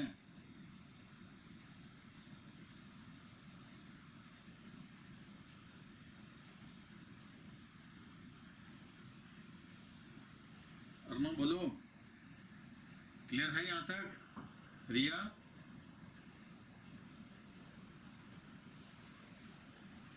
अरे भाई बोल नहीं रहे हो। रिया अर्नव क्लियर है। चिराग यस सर क्लियर। ठीक है, तो अब इस क्वेश्चन पे आ जाए।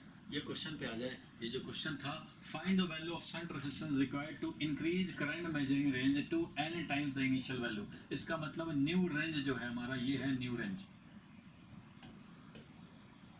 New range is equal to n times पहले वाला रेंज। क्वेश्चन कह रहा है according to question, new range is equal to n times पहले वाला रेंज।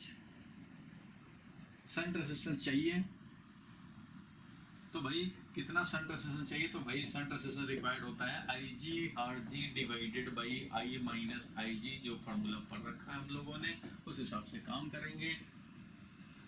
तो IG/RG divided by I new range है n टाइम्स IG, तो n times IG new range है माइनस IG, ऐसा करेंगे तो यहाँ से तुम्हें मिल गया कितना भाई, तो यहाँ IG कॉमन ले लोगे और ये मिल जाएगा, कॉमन लेकर के कैंसिल करा देंगे तो ये मिल गया n - 1 IG कैंसिल हो गया। तो RG का वैल्यू अगर हमारा 2 ओम था तो 2 डिवाइडेड बाई n - 1, इतना वैल्यू का रेजिस्टेंस लगाने पड़ेंगे n टाइम्स करने के लिए, n टाइम्स करने के लिए। अब देखो 3 था हमारा पहले का रेंज, ठीक है। अगर RG 2 हुआ तो ये बन गया फॉर्मूला, तो ये तुम्हारा जो क्वेश्चन का था ये आंसर बन चुका। अब मैं ऐसे ही बस बता रहा हूँ तुम्हें कि IG अगर 3 था और तुम चाहते हो न्यू रेंज को हम लोग 2 टाइम्स कर दें, न्यू रेंज हम लोग 2 टाइम्स IG कर दें, मतलब 6, तो 6 वाले के लिए तो तुम्हें पता है कि 2 ओम ही लगा देते थे। यहाँ से देखो इस फॉर्मूला से RG 2 ओम डिवाइडेड बाई, तुम 2 टाइम्स चाहते हो तो 2 - 1, 2 टाइम्स चाहते हो ना, कितना रेजिस्टेंस लगाना पड़ेगा, तो 2 - 1 दैट इज इक्वल टू 2 ओम। इसका मतलब 2 ओम शंट रेजिस्टेंस लगाने पड़ेंगे तो मिल जाएगा तुम्हें डबल। अगर तुम चाहते हो 1000 टाइम्स कर दें, मतलब 3 था तो 3000 हो जाए, for new range is equal to 3000 means 1000 times पहले वाला, क्योंकि ये वाला था 3 एम्पियर। बोलो क्लियर है। अगर तुम 3000 चाहते हो तो कितना रेजिस्टेंस लगाने पड़ेंगे शंट रेजिस्टेंस भाई, तो वो तुम्हें लगाने पड़ेंगे RG डिवाइडेड बाई 3000 - 1, ये मिल गया। अब RG का वैल्यू 2 है तो 2 डिवाइडेड बाई 3000 - 1, बस ये वैल्यू हम लोग कैलकुलेट कर लेंगे, ऑलमोस्ट 2 डिवाइडेड बाई 3000 और कैलकुलेट करके बता देंगे कि इतना शंट रेजिस्टेंस चाहिए। तो जो क्वेश्चन था वो समझ गए भाई, जो क्वेश्चन था उसका आंसर तो यहीं पे आ गया, इतना ही में आंसर हो गया उसका। RG जितना था, RG 4 ओम था तो 4 डिवाइडेड बाई n - अगर 2 था तो 2 माइनस, क्वेश्चन में दिया है 4 तो 4 अपॉन n - 1 लिख देंगे। अगर RG होता 2 तो 2 अपॉन n - 1। तो इस तरह से हम लोग आ जाता है ऑब्जेक्टिव। बोलो क्लियर है यहाँ तक? बोलो भाई क्लियर है? Yes sir. चलो तो आगे बढ़ते हैं हम लोग। अब जरा आते हैं हम लोग, जो शंट रेसिस्टेंस हम लोगों ने लगाए थे इस वाले डायग्राम में, अब जरा हम लोग देखें आइडियल एमीटर क्या होता है, ये समझे। आइडियल एमीटर और समझने हैं तुम्हारा रेसिस्टेंस ऑफ एमीटर।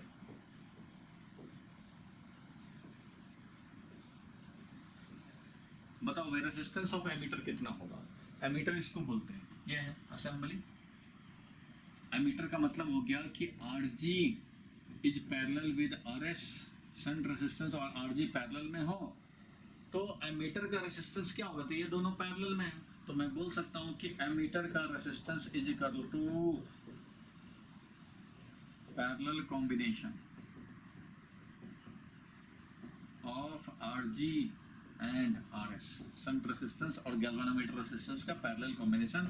और पैरेलल कॉम्बिनेशन में क्या होगा? वही एमीटर का रेसिस्टेंस हो जाएगा, वो होगा Rg into Rs, product divided by sum, Rg plus Rs, product divided by sum, क्योंकि दो का पैरेलल इक्विवेलेंट ही तो है एमीटर, तो एमीटर का रेसिस्टेंस ये है।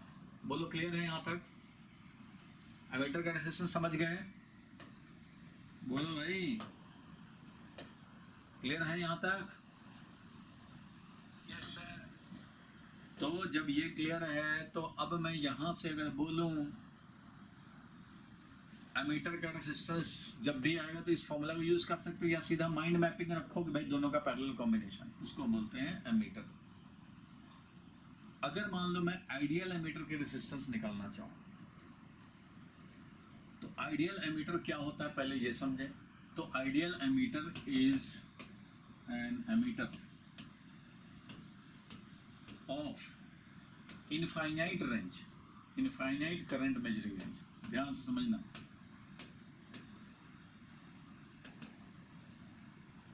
आइडियल एमीटर, आइडियल का मतलब क्या? आइडियल का मतलब होता है कि जिस काम के लिए बना है वो परफेक्टली करे, कोई कंडीशन ना लगाए, नहीं भैया इतना बड़ा करंट तो मैं मेजर नहीं कर पाऊंगा, मैं तो इतने ही तक करूंगा, तो उसको आइडियल एमीटर नहीं बोलेंगे। आइडियल मतलब, आइडियल एमीटर है मतलब तुम जिस काम के लिए बना हो वो आइडियली करो पूरा 100% एफिशिएंसी से। तो एमीटर बना है करंट मेजर करने के लिए, तो वो नखरे नहीं दिखाए कि भाई 3000 एम्पेयर तक ही मैं मेजर करूंगा, नहीं। आइडियल एमीटर मतलब 0 to infinite current measuring range होना चाहिए। तो 0 से इनफाइनाइट करंट मेजरिंग रेंज होना चाहिए, तो आइडियल एमीटर का रेजिस्टेंस हम लोग निकाल सकते हैं। अगर आइडियल एमीटर तुम्हें बनाना है, आइडियल एमीटर सिर्फ जो है ना स्वर्ग में रहता है, धरती पे नहीं आता आइडियल एमीटर। आइडियल एमीटर का मतलब है इनफाइनाइट रेंज हो, और इनफाइनाइट रेंज करने के लिए क्या करना पड़ेगा अभी देखो। तो आइडियल के लिए जब इनफाइनाइट रेंज है तो उसके लिए शंट रेजिस्टेंस का रिक्वायरमेंट कितना होगा भाई? तो शंट रेजिस्टेंस का रिक्वायरमेंट होता है Ig divided by I minus Ig। ये था भाई शंट रेजिस्टेंस का रिक्वायरमेंट। तो इसका मतलब आइडियल एमीटर के लिए जो शंट रेजिस्टेंस चाहिए वो कितना चाहिए? तो Ig डिवाइडेड बाई I है इनफाइनाइट माइनस Ig। अब जब ये इनफाइनाइट हो गया डिनोमिनेटर में तो this value will be tending to 0, होगा कि नहीं भाई? ये शंट रेजिस्टेंस जो चाहिए वो टेंडिंग टू 0 चाहिए आइडियल एमीटर के लिए। बोलो क्लियर है यहाँ तक? क्योंकि आइडियल एमीटर के लिए न्यू रेंज जो होगा वो टेंडिंग टू इनफाइनाइट होगा,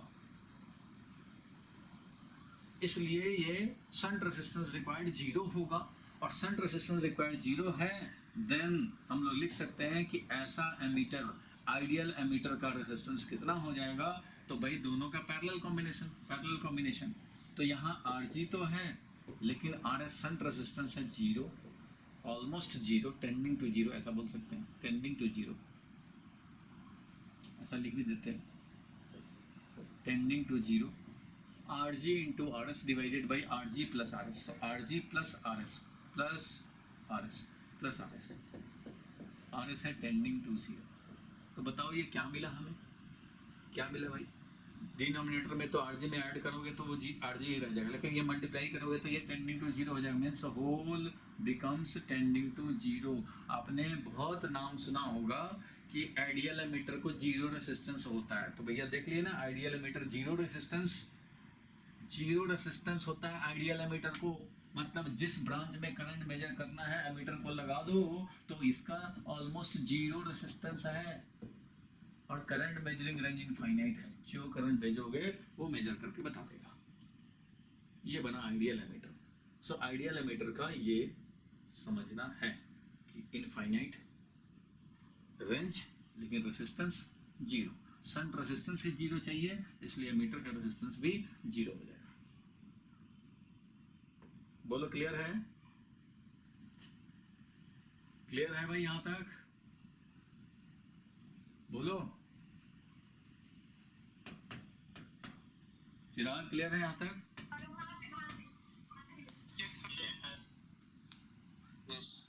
अब देखो एमीटर को जब भी यूज करते हैं करंट मेजर करने के लिए, और जब करंट मेजर करने के लिए यूज करते हैं तो इसको जिस ब्रांच में करंट चाहिए उस ब्रांच के सीरीज में कनेक्ट कर देते हैं।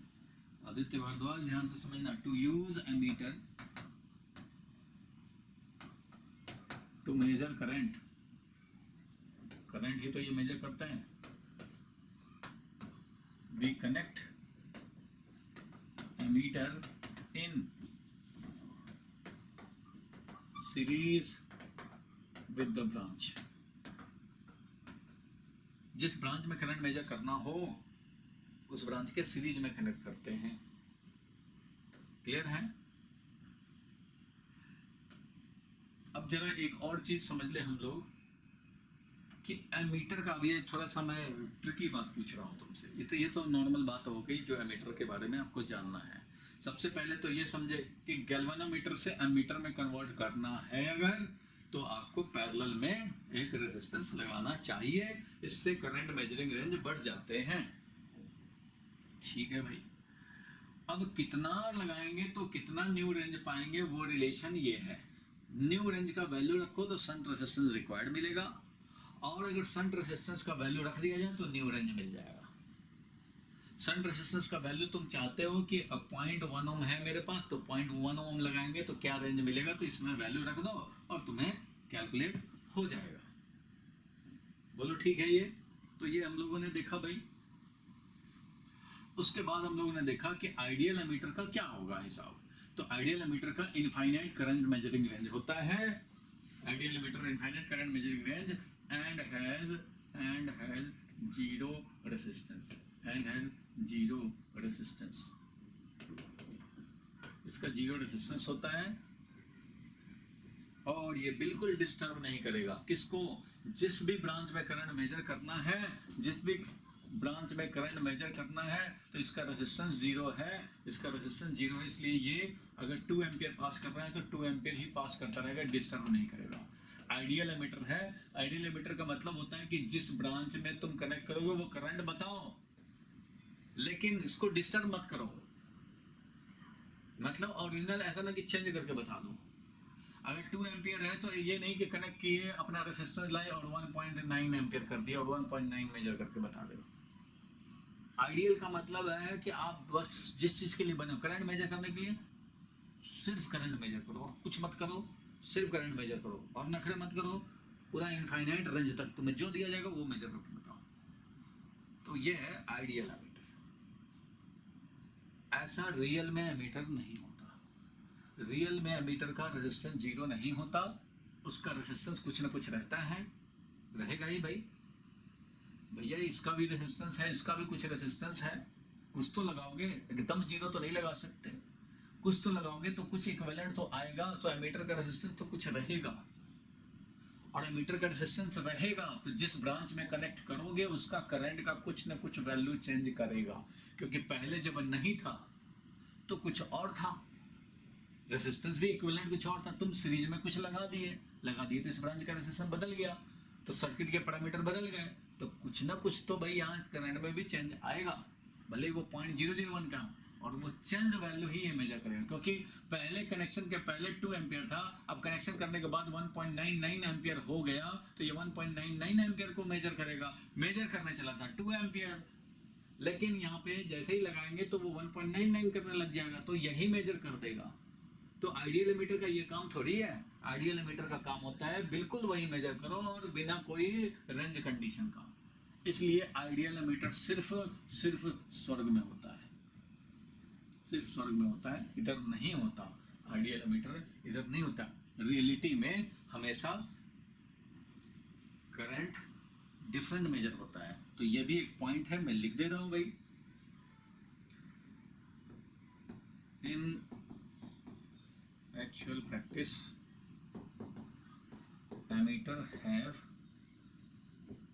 some resistance, इसको नोट कर लो भाई, some resistance, and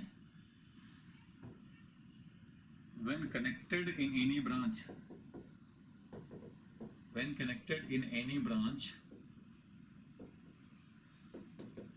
it changes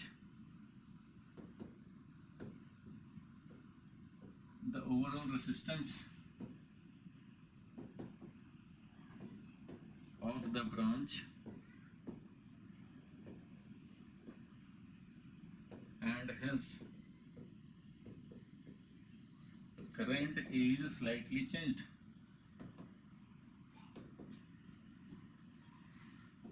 And hence current is slightly changed.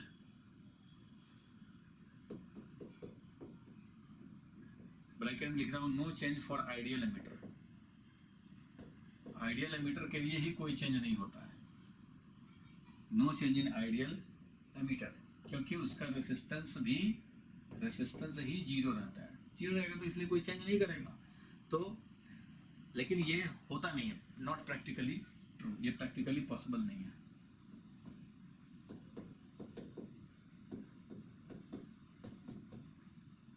ये पॉसिबल नहीं है, इसलिए तो इसका नाम आइडियल रखा गया। आइडियल जो होता नहीं है, ये रियलिटी में नहीं है। And hence current is slightly change, this changed, अब बस 2 मिनट में छोड़ रहा हूं, this change current value is the reading in the connected ammeter. तो कोई बात नहीं है, ये समझ गए conversion of galvanometer into ammeter. बोलो क्लियर हो गया? बोलो भाई, अर्नव क्लियर है?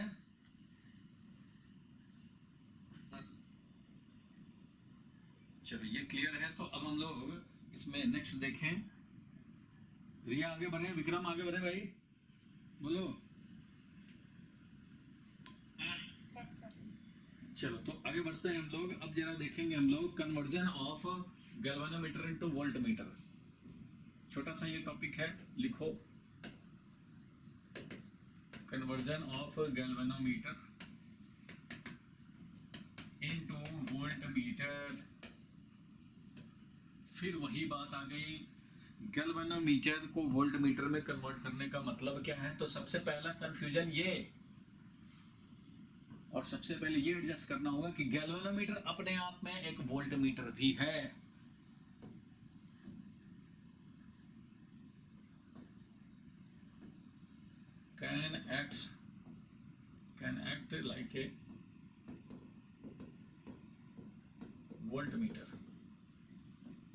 can act like a voltmeter, but of very small range। और वोल्टमीटर मतलब practical voltmeter. Practical voltmeter have large range.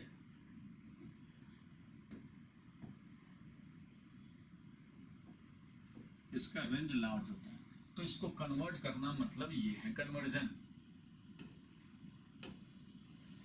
कैसे कन्वर्ट करेंगे, तो भाई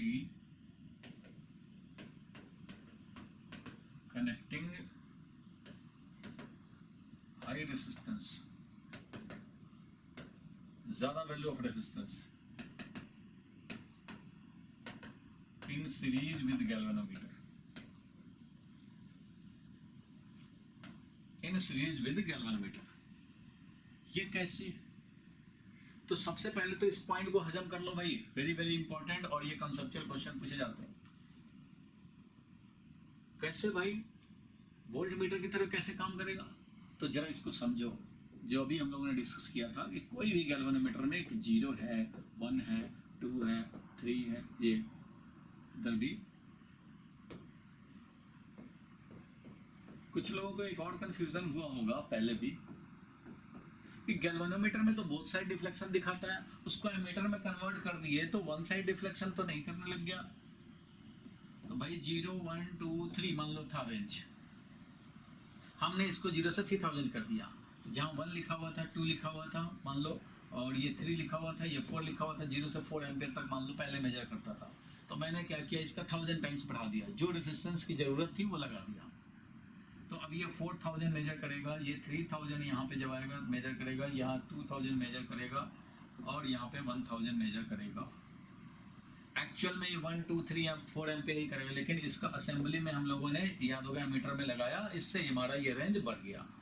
तो आप बोलेंगे गैल्वेनोमीटर तो इधर भी दिखाता था, तो भैया एक पिन लगा देना यहाँ पे कि ये इंडिकेटर इससे उधर ना जाए, और ये जो ग्लास था ना वो इतना ही तक खुला रखना, 0 से आगे ये दिखाएगा। और इधर जो हमारा टर्मिनल था उसमें एक पॉजिटिव लिख देना, एक नेगेटिव, कि करंट भैया इधर से पास कराओगे, इसमें इधर से एंटर कराओगे तभी ये रीडिंग देगा। ऐसे जब इधर से करंट पास कराओगे तो ये इधर जाना चाहेगा, जो कि होने नहीं देगा। ये यहाँ पिन लगा दिया, इंडिकेटर को रोक के रखेगा 0 पे, और इधर है भी नहीं, इधर खत्म हो गया ये है ही नहीं कुछ भी, ये कुछ नहीं दिख रहा, जो दिख रहा है बस इतना ही दिख रहा है।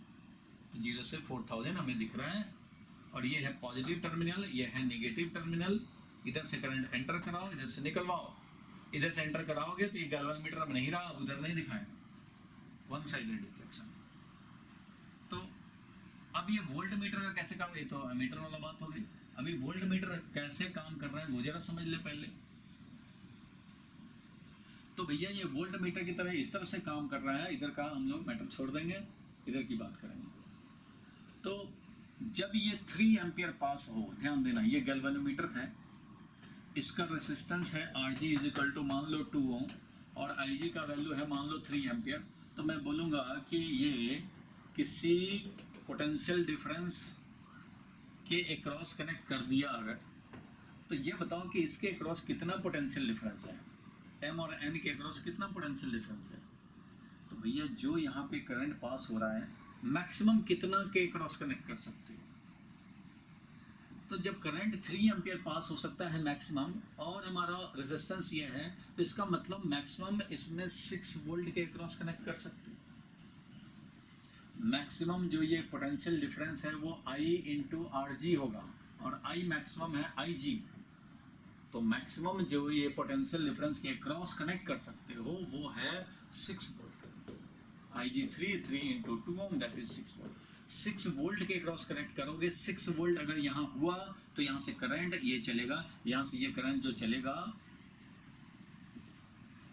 वो 3 एम्पियर चलेगा। जब 6 वोल्ट के क्रॉस कनेक्ट करोगे, ये जब 6 वोल्ट होगा तो ये 3 एम्पियर का करंट चलेगा इधर, और इधर ये 3 एम्पियर के कॉरस्पॉन्डिंग रीडिंग दिखाएगा। आपको पता है कि ये 3 एम्पियर चलने का मतलब है कि यहाँ 2 ओम है और ये 3 एम्पियर, तो 6 वोल्ट के क्रॉस कनेक्टेड है, मतलब ये 3 एम्पियर में 6 वोल्ट है। 3 एम्पियर 4 एम्पियर, तो इसके बगल में जाकर के क्या करना, तुम यहाँ लिख देना 6 वोल्ट, यहाँ लिख देना 8 वोल्ट, यहाँ लिख देना 2 2 4 वोल्ट, यहाँ लिख देना 2 वोल्ट। ऐसा हमने लिख दिया और बोला भाई कि जब वोल्ट मीटर का यूज करना होगा तो इस स्केल पर रीडिंग लेना। तो ये दिखाएगा 3 एम्पियर, 3 एम्पियर दिखाएगा मतलब ये वाला लेना 6 वोल्ट। ये जब दिखाएगा 4 एम्पियर तो मतलब 8 वोल्ट के क्रॉस कनेक्टेड है। अगर इसका रेंज 3 है तो 3 तक ही दिखाएगा, ये वाला पॉइंट नहीं आएगा। अगर ये 2 एम्पियर दिखा रहा है, इसका मतलब 2 ampere current multiplied by resistance, तो 4 वोल्ट के क्रॉस कनेक्टेड है, तभी यहाँ पे 2 एम्पियर दिखा रहा है, तो 4 वोल्ट आ जाएगा रीडिंग। इसका अगर 1 एम्पियर दिखा रहा है तो इसका मतलब 2 वोल्ट हो गया रीडिंग। तो गैल्वेनोमीटर में जहाँ करंट दिखाया है वहाँ करंट के पास करंट मल्टीप्लाइड बाई RG अगर कर दें और यहाँ लिख दें तो उतना ही पोटेंशियल डिफरेंस के अक्रॉस ये कनेक्टेड है। तो अगर 2 एम्पियर 2 ओम है रेजिस्टेंस तो 3 एम्पियर का मतलब 3 into 2 6 volt, 2 into 2 4 volt and 1 into 2 2 volt, और यहाँ 0 इंटू 2 में 0। तो ये वोल्ट मीटर बना हुआ है। अब इसको मान लो कोई मिटा दे, इधर का पूरा मिटा दिया। अब यह मीटर किसी नज़र से तुम्हें नजर नहीं आएगा और ये रहेगा वोल्ट मीटर। 3 एम्पियर के कॉरस्पॉन्डिंग जब 6 वोल्ट कनेक्ट करोगे तो 3 एम्पियर दिखाएगा, यहाँ दिखाएगा, तुम्हें नजर आएगा 6 वोल्ट। जब तुम इसमें 4 वोल्ट के क्रॉस कनेक्ट करोगे तो ये 4 वोल्ट के कॉरस्पॉन्डिंग यहाँ पे 4 डिवाइडेड बाई 2 ओम, ये 4 है और यहाँ 2 ओम का रेजिस्टेंस, तो 4 डिवाइडेड बाई 2 2 एम्पियर करंट चलेगा, तो 2 एम्पियर दिखाएगा 4 वोल्ट। तो इसलिए गैल्वेनोमीटर अपने आप में एक वोल्ट मीटर है। करना क्या है, तुम्हें जहां जहां करंट लिखा होता करंट मल्टीप्लाइड बाई गैल्वेनोमीटर का रेजिस्टेंस लिख दो, करंट मल्टीप्लाइड बाई गैल्वेनोमीटर का रेजिस्टेंस लिख दो, बस हो गया, ये बन गया वोल्ट मीटर। अब ये 0 से 6 वोल्ट तक मेजर कर रहा है, मीन्स जो ओल्ड रेंज है, ओल्ड वोल्टेज मेजरिंग रेंज,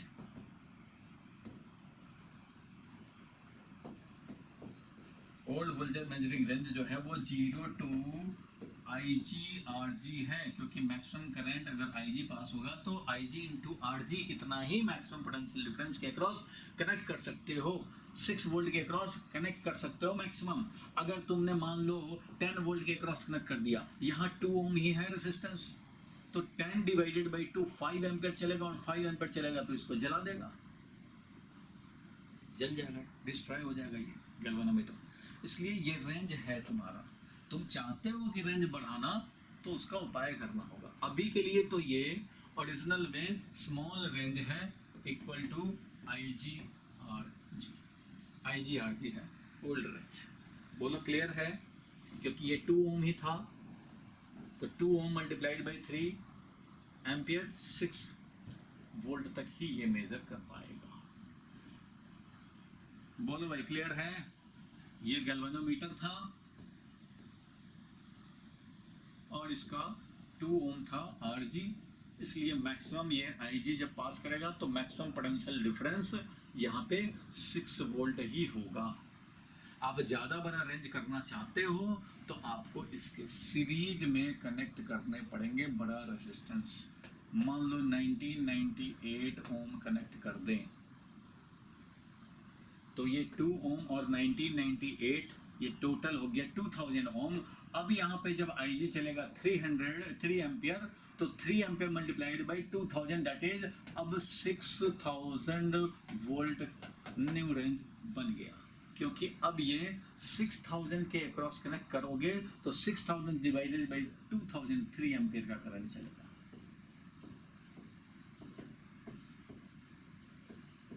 क्योंकि अब ये इसका पूरा ब्रांच, पूरा जो इसका रेंज बन चुका है वो ये इसको बोलते हैं वोल्ट मीटर, ये टोटल को बोलते हैं वोल्ट मीटर। वोल्ट मीटर बोलेंगे भाई। अब बोलो कि ये 2 और ये 1998 यानी 2000 ओम बन चुका। 2000 ओम जब 6000 के क्रॉस कनेक्ट करोगे तब 3 एम्पियर का करंट होगा, तब ये 3 एम्पियर का करंट होगा। It means now you can connect 0 to 6000 volt. अगर तुमने एक रेजिस्टेंस एक्सटर्नल लगा दिया इक्वल टू 1998 ओम तो न्यू रेंज हमारा ये बन गया।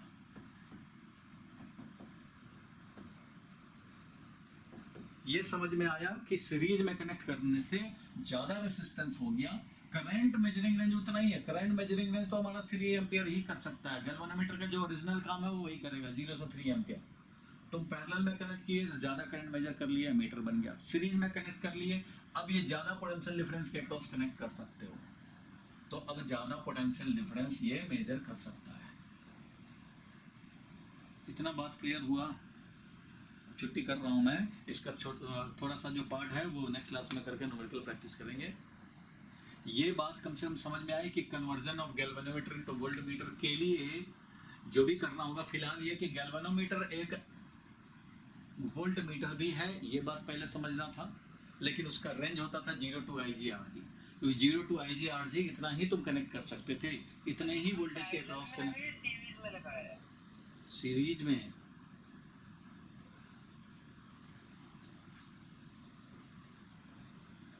पोटेंशियल डिफरेंस मेजर करते हैं ना, जिसके अक्रॉस पोटेंशियल डिफरेंस मेजर करना है उधर कनेक्ट कर दो, बता देगा वोल्ट मीटर।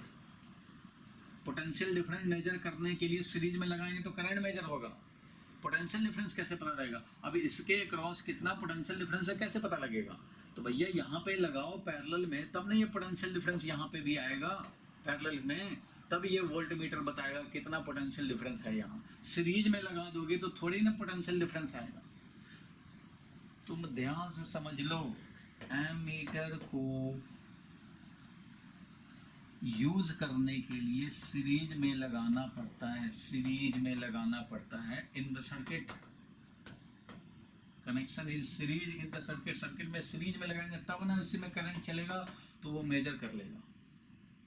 लेकिन सीरीज में एमीटर को लगाते हो, बट गैल्वेनोमीटर को कन्वर्ट करना हो एमीटर में तो पैरेलल में शंट रेजिस्टेंस लगाते हैं। ये ध्यान रखना, कन्वर्ट करना है गैल्वेनोमीटर टू एमीटर तो पैरेलल में शंट लगाओ, यूज करना है एमीटर को तो सीरीज में लगाओ, जिस ब्रांच में करंट चाहिए उस ब्रांच में। एमीटर को यूज करने के लिए एक सेंटेंस लिख दिया था, एमीटर को यूज करना है जिस ब्रांच में तो सीरीज में लगाएंगे। इस ब्रांच में निकालना है, इस ब्रांच के सीरीज में कनेक्ट कर दो।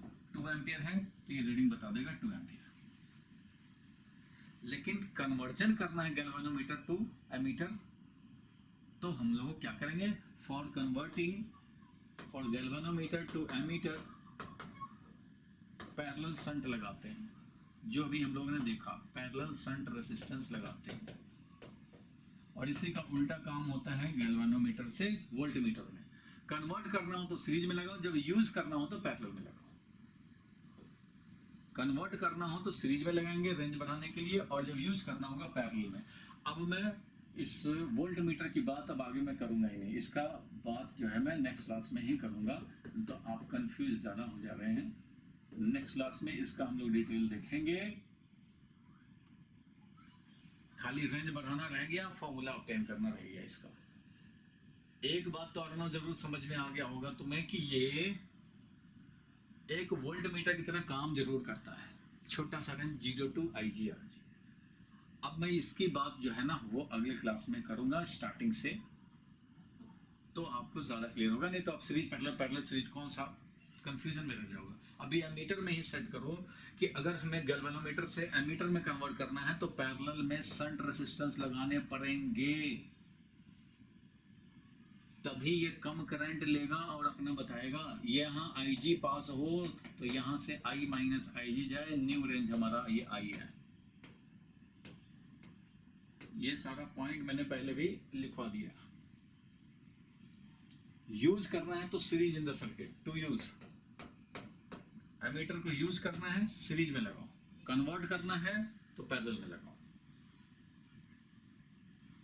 ये तो इतना आपने सर्किट में देखा ही होगा, जिस भी ब्रांच में करंट चाहिए वहां सीरीज में लगा दो, उस ब्रांच में कनेक्ट कर दो एमीटर को। लेकिन कन्वर्ट करना है, रेंज बनाना है, रेंज बढ़ाना है तो भैया पैरेलल में शंट रेजिस्टेंस छोटा सा वैल्यू का रेजिस्टेंस लगाओ, ताकि डाइवर्ट हो जाए यहाँ से और चल जाए।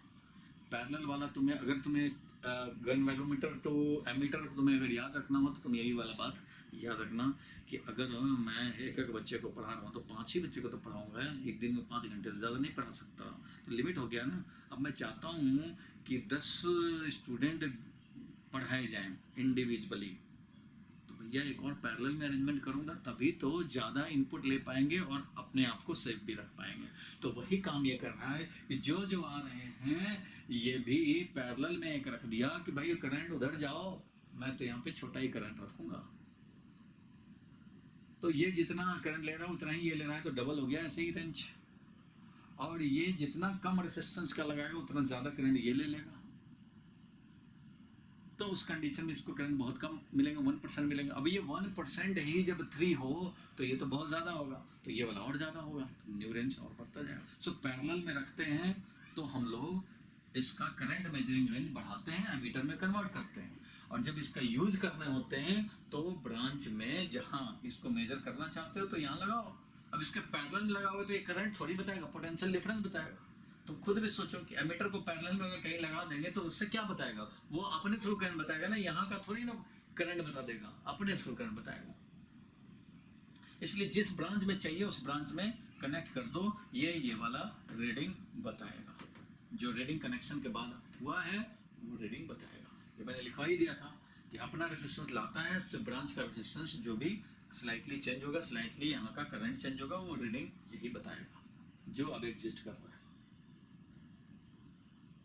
ठीक है, यानी कि आज हम लोगों ने गैल्वेनोमीटर का देखा कि वोल्टेज सेंसिटिविटी क्या है, करंट सेंसिटिविटी क्या है, और गैल्वेनोमीटर को हम लोग एमीटर में कैसे कन्वर्ट कर लेंगे वो देखा, और फॉर्मूला देखा कॉरेस्पॉन्डिंग, और इसका फिर हम लोगों ने देखा कि भाई आइडियल हमारा क्या होता है, एमीटर। तो आइडियल एमीटर क्या होता था भाई, तो आइडियल एमीटर का इनफाइनाइट करंट मेजरिंग रेंज होता था आइडियल एमीटर का, और उसका अगर हम लोग रेजिस्टेंस निकालना चाहें तो आइडियल एमीटर हो या कोई भी एमीटर हो, रेजिस्टेंस का मतलब है पैरेलल कॉम्बिनेशन का रेजिस्टेंस।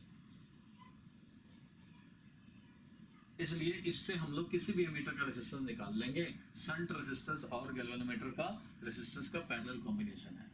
तो आइडियल एमीटर वाला बात बताया मैंने कि इसका अपना करंट मेजरिंग रेंज इनफाइनाइट और रेजिस्टेंस कितना होगा, तो रेजिस्टेंस यहाँ से हमने निकाला कि आइडियल एमीटर बनाने के लिए हमें शन रेजिस्टेंस 0 चाहिए, और उससे एमीटर का रेजिस्टेंस जो आता है वो 0 आता है, मींस आइडियल एमीटर है 0 रेजिस्टेंस। यूज करने के लिए एमीटर को हम लोग सीरीज में कनेक्ट कर देते हैं इन द ब्रांच, और एक्चुअल प्रैक्टिस में जो भी एमीटर होता है उसका कुछ रेजिस्टेंस रहता है, और जब इसको कनेक्ट करेंगे तो स्लाइटली चेंज करेगा ब्रांच के करंट को, और वो मेजर्ड करंट ही इसका रीडिंग बनेगा। बोलो ठीक है। Yes, sir. और उसके पहले हम लोगों ने देखा था voltage sensitivity and current sensitivity of the galvanometer. Deflection produce potential difference, ये है वोल्टेज सेंसिटिविटी, और ये इतने फैक्टर पे डिपेंड करता था, न्यूमरेटर को बढ़ाते जाओ डिनोमिनेटर को कम करते जाओ, मिल जाएगा।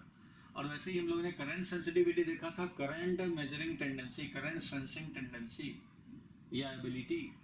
तो ये देखा था NBA/C, गैल्वेनोमीटर कांस्टेंट को ही हम लोग बोल देते हैं, ये पूरा को गैल्वेनोमीटर कांस्टेंट बोलते हैं, ये अकेले जो है वो टॉर्सनल कांस्टेंट है, के से भी कई बार रिप्रेजेंट होते हैं, और इसको बनाना है तो ये 4 काम कर सकते हैं।